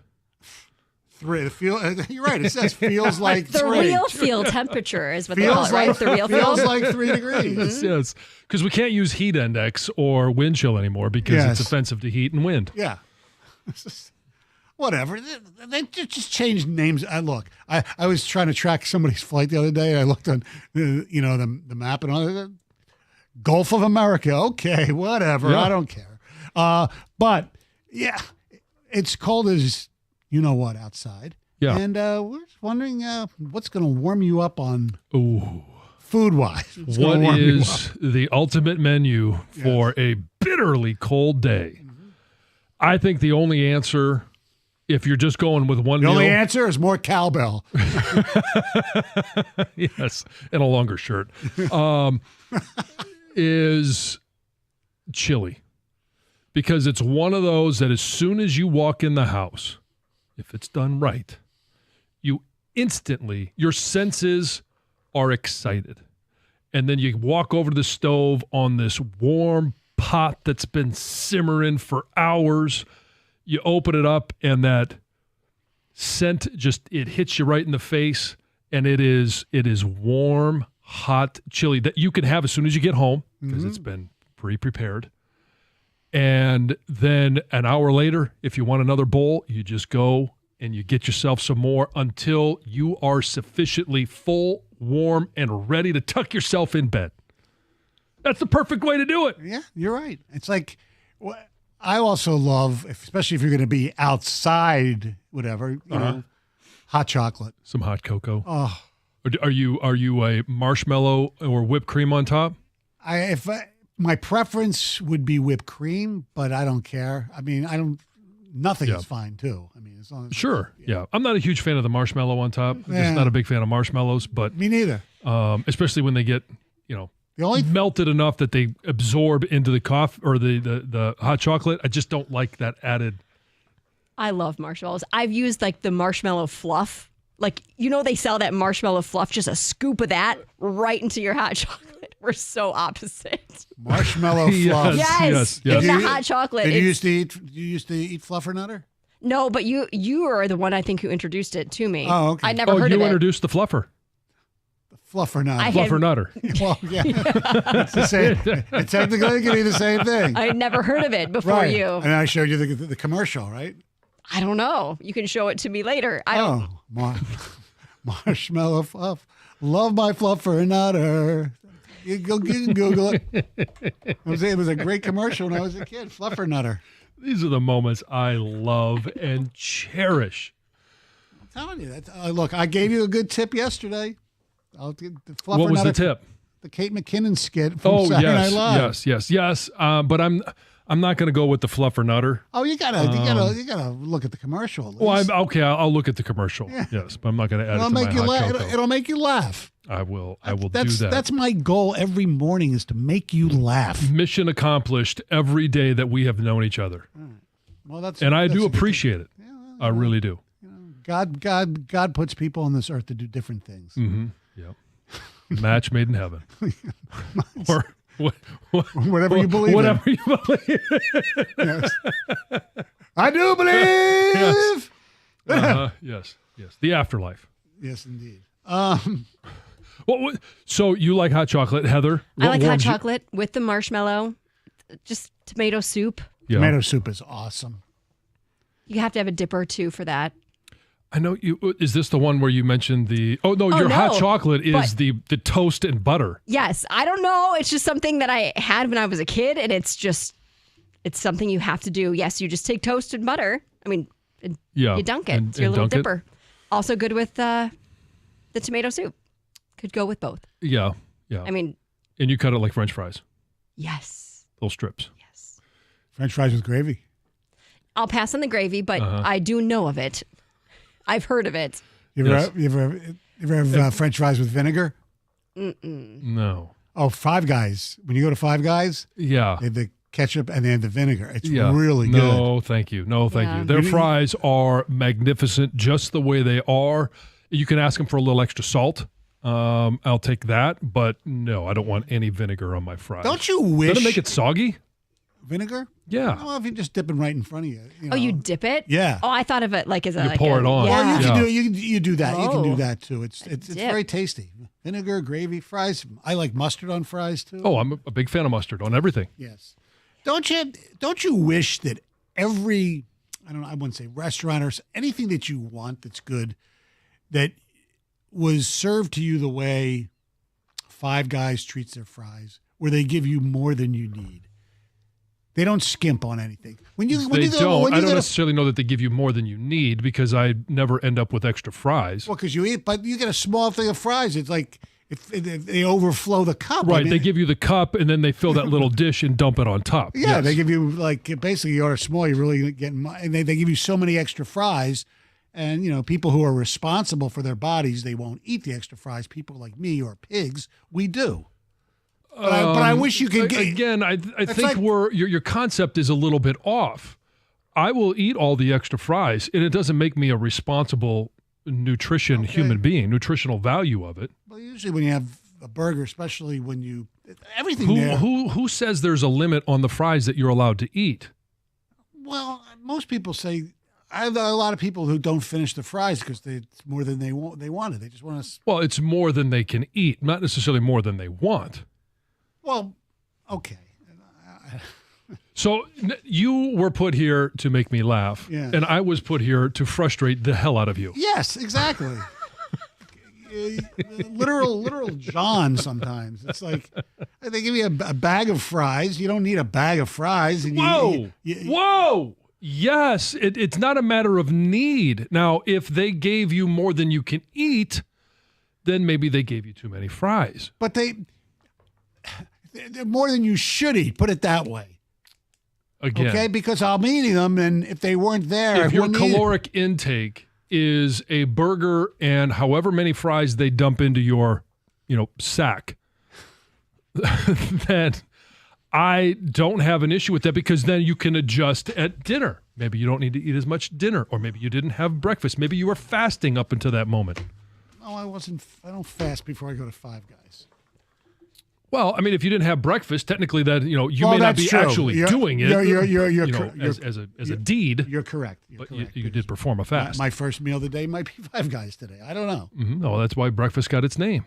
That's right. You're It breaks breaking the fast. You are correct, sir. Gator, how are you? I'm great. What did I walk into? Well, we're just discussing, what's the best food On a cold day. On a cold day. Chili, tomato Chili's soup. great. I love chili. Mm-hmm. Grilled cheese and tomato soup is a staple for me. I've loved grilled cheese and tomato soup forever. Hot chocolate, those type of things. Yeah, I mean, it's All the stuff. Yeah. man. warm in your soul already. So we got into talking about fries, and I said, don't you wish like every place you go to is like Five Guys where they give you more than you really want or need, like the fries? But They again, give you a lot of fries. they give you a lot of fries, but it's not it's not more than I want, and it's not more than I need. If I don't end up eating all the fries, then yes, mission accomplished by Five Guys. But I have not yet walked out of there without finishing the fries. Okay, so let's I say you're have going to not make. yet had a meal at Five Guys. Oh, for- you haven't? No. I've eaten Five Guys. Oh, Yeah, okay. I'm saying I've yet to finish a meal where I've finished all the fries. That's my Really? That's Yeah. my point. It's like if you go to McDonald's for their fries, were very good. If you order a small fry, they don't give you enough to make it a medium fry. Five Guys, they do. I do have a bone of contention with French fries in general that I'd like to address the group right now. Why is it that I mean, I know why it is, but it's annoying to me. Like when you watch people do the fresh cut fries and stuff like that, it looks awesome. And yet when you end up getting fries, you get a ton of like those half fries. Like the crispy ones. what they're just They're like really small good. ones, like tiny ones. Like how does that happen? I got this 3-inch long French fry, it's perfect. Right. And then I got like this stubby The baby fry. and a Right. bunch of stubbies. What the hell? Well, because when you cut the potato, it's not a round ball, No, I or it's not a understand, square and I potato. get that, but a lot of times when you watch it, it seems like it's like, oh, that looks very evenly cut, and then no, you end up getting half stubbies, and then Yeah, but Half the dippable stubbies fries. can be really good. They're crispy. But then I want the bigger fry. Okay. That's why I like the waffle fry. Waffle fries are good, but Chick-fil-A it's waffle still fry is yeah, really good. it's still the I case like- though, where you get to the You bottom get some, and you but get not like the other ones I places. don't like at McDonald's. Chick-fil-A. I can't believe how many stubbies you get with McDonald's. Right, but the ones that I don't like at Chick-fil-A are the ones, okay, the waffle, what you have the clear holes all through them. But then there's also one or two in there that it's like a potato skin. Yes, Yeah, exactly. yeah. And I still eat them. I I just think, don't like those. Crinkle fries are my favorite type of fries. Crinkle fries they're solid. fries are Yes, good. They gotta be well Absolutely. seasoned, otherwise. I don't know if they make kale fries, but what's up, Doug? No kale chips. Yeah, I'm abstaining from this conversation for the most part. Although You I don't eat fries? I don't like fries. I just Yeah. Who I don't doesn't have- like I fries? don't have some sort of dedicated fry file in my brain where Oh, I no? open it up to have this discussion. So all I've got good. lots of files. Teach their own. I do as well. What do you guys got A lot going of today? space used up there for Well, food just dumb and different stuff. categories. Yeah, lots I of mean, dumb it just takes sometimes it takes a little while to get through there. Yeah. Listening to you guys talk about the winter foods, I was just laughing. I was just like, Doug's like, no, chili, no, that's not. no. No, meatloaf. No, but turkey burgers. chili. You've had turkey chili in our house white, before. turkey chili? turkey chili, turkey White chili, bean white- chili? white chicken chili is one of my favorites. Nothing wrong with We that. got a lot of catching up to do over a long weekend, so we'll do that right out of the gate. Carson Anderson next. 97 won the ticket.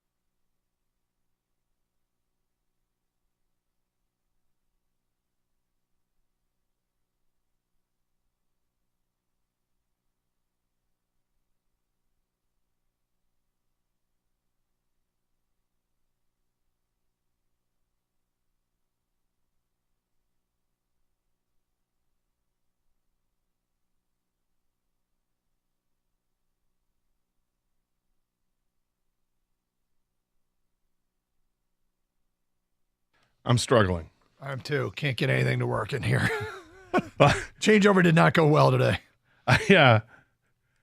I changed my password yesterday, Oh God. and today's the first day of the new password and the new protocols with that password, and I'm struggling. I'm struggling because, well, there's a lot. When they change over the show, everything kind of has to go perfect for us to have time to get ready, and it's not made any easier by the full building rescale. I'm What's in. going on outside. Congratulations. Thank you. Yep. It's not a small feat. I know. Live read copy that changes every single day, but whatever. How are you? I'm good. I'm Yeah. good. Fun weekend. Yeah, what'd you do? Extra day?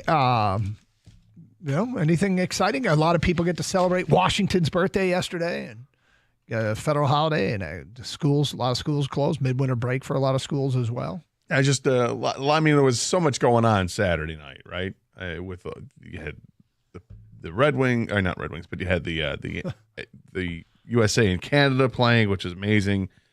Michigan State was playing. What was the third? There were three things were going on. Dunk contest. That's right, the dunk contest. So and on the top skills of it, competition. It wasn't just the dunk contest. Right. And there was a wrestling event from Australia, which was also on the same channel that was coming on after the NBA skills competition. Fair income. Exactly. Yep. So I had recorded that the wrestling and the dunk and not just the dunk contest, but really let's be honest, the dunk contest. That's what it was. Mm-hmm. Because when you get into skills competition, they do the teammate thing, and you saw the guys trying to usurp the system, which I thought was crap, and then they get disqualified. That's no fun. That was weird. And the 3-point shooting contest, and hey, our guy's competing. Okay, he's out. That's no fun. I don't really care. But the dunk contest, thank God for Mac McClung. Oh yeah, he is must-see TV. He's unbelievable. And who's the other player who'd go against in the finals? Also did very well. I can't remember who it was, but they both did very well. Their dunks were spectacular. It was worth watching. And each year he's come up with something different, and it's fun. It's a lot of fun. So I enjoyed that. But I mean, the big thing was the hockey game on Saturday night. I was not expecting that. I was expecting a good hockey game because that's what we've seen up to that point. With the couple games we saw up to that point, it was good hockey. Solid games. Games go to overtime. Two went to overtime. The United States had taken care of Finland, not a problem. And then here we go, USA and Canada from Montreal. And you started to get that pit in your stomach. You knew what was going to happen with the booing of the national anthem. And, I can understand to a point, but I still don't like it. And it happens. Okay, fine. They drop the puck. You pick your Kachuk, who's squaring off right away and fighting. And I was shocked because I absolutely did not expect to see dropping of the gloves 2 seconds into the game of an exhibition game that's being played during the All-Star break effectively because they're not having an All-Star game. I did not expect to see that. So I'm like, wow, well, that kind of happened. Interesting. And then get to the penalty box, drop the puck again. Nope, here we go, round two. The other Kachuk is going. Okay. That's this is incredible. The crowd is going nuts. It's electric as hell in there. And they go to the penalty box. And then 8 seconds later, stoppage and play. Oh, here we go again. JT Miller. What? And he's just completely just outclassed by, is it Parayko? I think was the big defenseman who was just towering over him. And I had to catch my breath. I'm like, we just saw 3 fights in the first 8 seconds of a hockey game that it's supposed to be an exhibition. And this is wild. And I'm curious how the rest of the game is going to go now that we have, 59 minutes and 52 seconds left to play. And from that point on, when you actually got to see hockey, it was amazing. It was amazing. This was like a real Olympic event. This is the two countries against each other. Great skating, great passing, great skill on display. They were hitting. There was passion. The teams wanted it. United States gets down. Connor McDavid scores for Canada. And here comes, we tie it up. And then Dylan Larkin scores to put them up 2-1. They get the empty net goal. Dylan Larkin assists on that. And the United States wins 3-1. And it was unbelievable literally from start to finish. That's how you want to watch a sporting event. Completely invested. And the game was unbelievable. And I'm not even talking about the fighting. The fighting is whatever, right? It's interesting. That's how things get started. Okay, you're ready to go. But the game itself was unbelievable. Kang, how was your weekend? My weekend was good. Yeah. Wow. I asked Gator on this there was weekend. Saturday night. There was so much. Recap of one game. I'm sorry. There was so much going on. Then you got this. Well, that was his weekend. That was his weekend. How was Because your I weekend? couldn't calm down. Let me tell you. Doug, how was your weekend? It was good. Yeah, we got up north, got to ski a little bit. Came back, and I got a lot of stories out of that. I do want to talk about some stuff, but came back Sunday, did the show yesterday. But the kids have midwinter break, but got outside, enjoyed the fresh snow up north. Got to ski and powder for the first time in a long time. Nice. Hit some of my favorite haunts up there, and I saw many of you. And by you, I mean the audience, because it was packed, absolutely packed. I wasn't there. I was watching a hockey game. Yeah, that on was Saturday your night. weekend, man. I don't know if you noticed. It was. That was your weekend, man. You were all in on that. What'd you do this weekend? Well, I watched this hockey game. Then yesterday, I mean, the game at 1:00 yesterday. Again, last night, USA plays Sweden. That was great. Unfortunately, Was yesterday great? Yesterday was not great. What, because they lost? No, because the game didn't matter. It was an exhibition. Okay, tell that to Sweden. Did it not matter to Sweden? Actually, no. They were already eliminated. It didn't matter.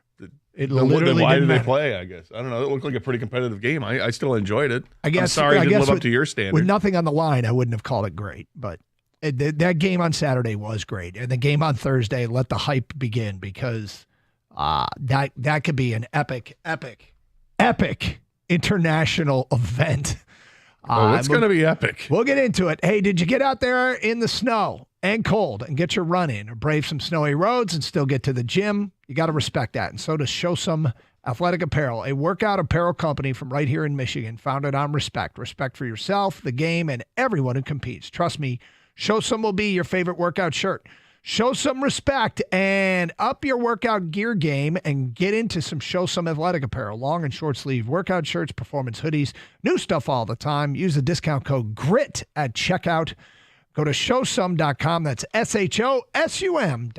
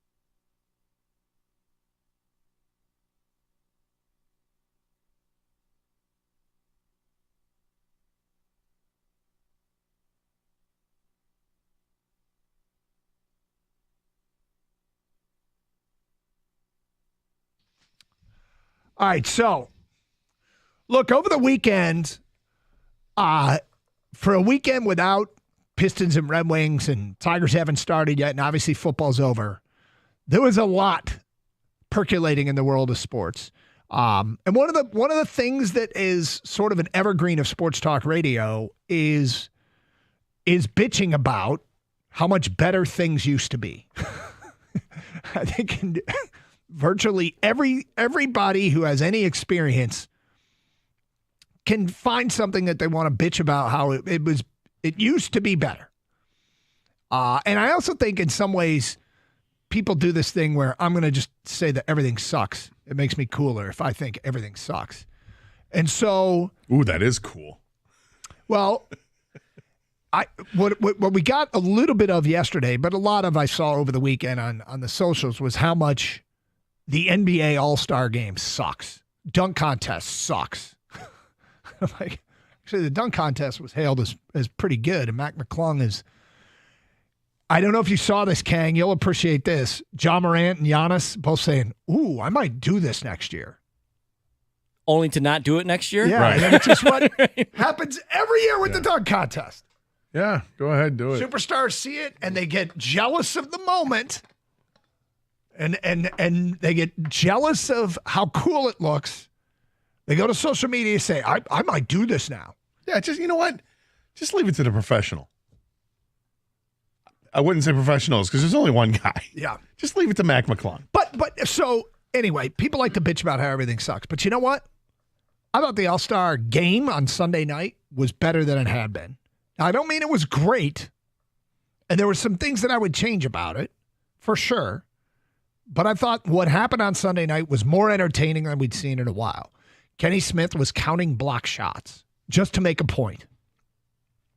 Victor Wembanyama, who I think lost some people with trying to steal the skills challenge with his weird, the loophole in the rules. Oh, it was Chris Paul. Yeah, they were trying to find this loophole in the rules to win the skills challenge by not shooting, because shots didn't matter if they went in, just grabbing basketballs and throwing them at the basket and then going on to the next station. Or just throwing a basketball. Yeah. not even necessarily. Yeah, not even necessarily at the basket. It was just get them off the rack, I guess. But they were trying to, exploit this loophole in the rules, which in the spirit of the thing, I mean, this isn't that important. But you know what? Victor Wembanyama tried in the All-Star game. When Cade gave him the head fake and the blow-by, and it looked like Cade was going to get a sweet reverse dunk. And did not. He did not, because Victor Wembanyama recovered and tried to block the shot. And I'm like, there's effort in this All-Star game. There was. First, there's this weird psychological thing that goes on in an All-Star format. If the game ends at 40 points, as opposed to when the clock hits 0, people defend the 40. Yeah. I have no idea why. Somebody made this suggestion yesterday.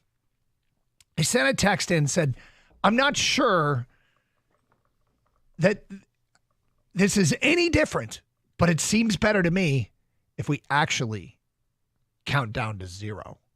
Both teams start at 40, and you're trying to keep, and I'm like, yeah, that's no different, and yet feels different, completely different. But the point is, players defend a target score more than they defend a clock hitting 0. And so in this world where All-Star games have been, they're repurposing, and I give leagues credit for trying. They're trying to entertain you. What these really are marketing opportunities for the league. NHL nailed it. Canada and the U.S. Saturday night nailed an opportunity to market their sport. NBA, well, the NBA used to nail it with the dunk contest, and the All-Star game was better. But I give them credit for trying, and I think this was better. And as we talked it through yesterday, what became clear to me is there any reason that the NBA can't do the international thing? USA versus the world. They can absolutely do it. Yep. And this was brought up last week. Somebody brought it up. One of the talking heads said maybe they should go back to that. And I'm like, yeah, you probably should, because the international players have real pride playing for their countries. and it's not that we don't have it here in the United States, but I don't think it's the same, and it's because the United States dominates in international competition. Now, they haven't as much lately because other countries and other nations have really amped it up here, and that's why it would make sense. I think it would be great to watch. But, I mean, would it invariably just revert back to what we're seeing in the three-point shooting contest and nobody playing defense and people standing around? I don't think so. I hope not. We got an email yesterday. Somebody said, when you're wearing East across your chest, you might go through the motions. When you wear USA across your chest and you go through the motions, you look like a turd. Well, I would hope that they'd be more competitive if they were to do that. Now, if they combine the nationalities with the first to 40, I think then you've really got a recipe for something that's going to be competitive. Yeah, I mean, I don't know if they'd USA versus the world. I give the NHL a ton of credit because I described it last week, the Four Nations thing. I went in with moderate emotional investment. Saturday night cranked it up. And now we got this game Thursday, which there's a lot to get into with this game. We have a very compelling Four Nations championship game that's dripping with drama and intrigue. And I mean, we just put Canada on the Russian front when it comes to hockey.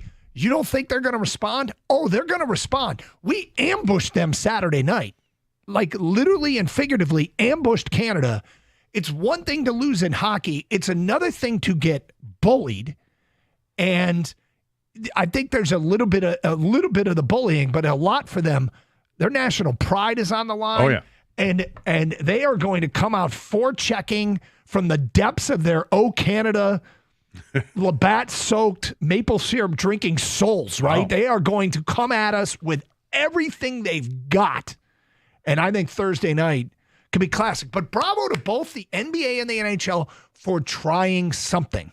One worked better than the other, but I thought they both had some intended impact. In the NBA, lost in. If the NHL wasn't so great, I think the NBA, people are going, that was better. Now, Draymond hated it and shredded it.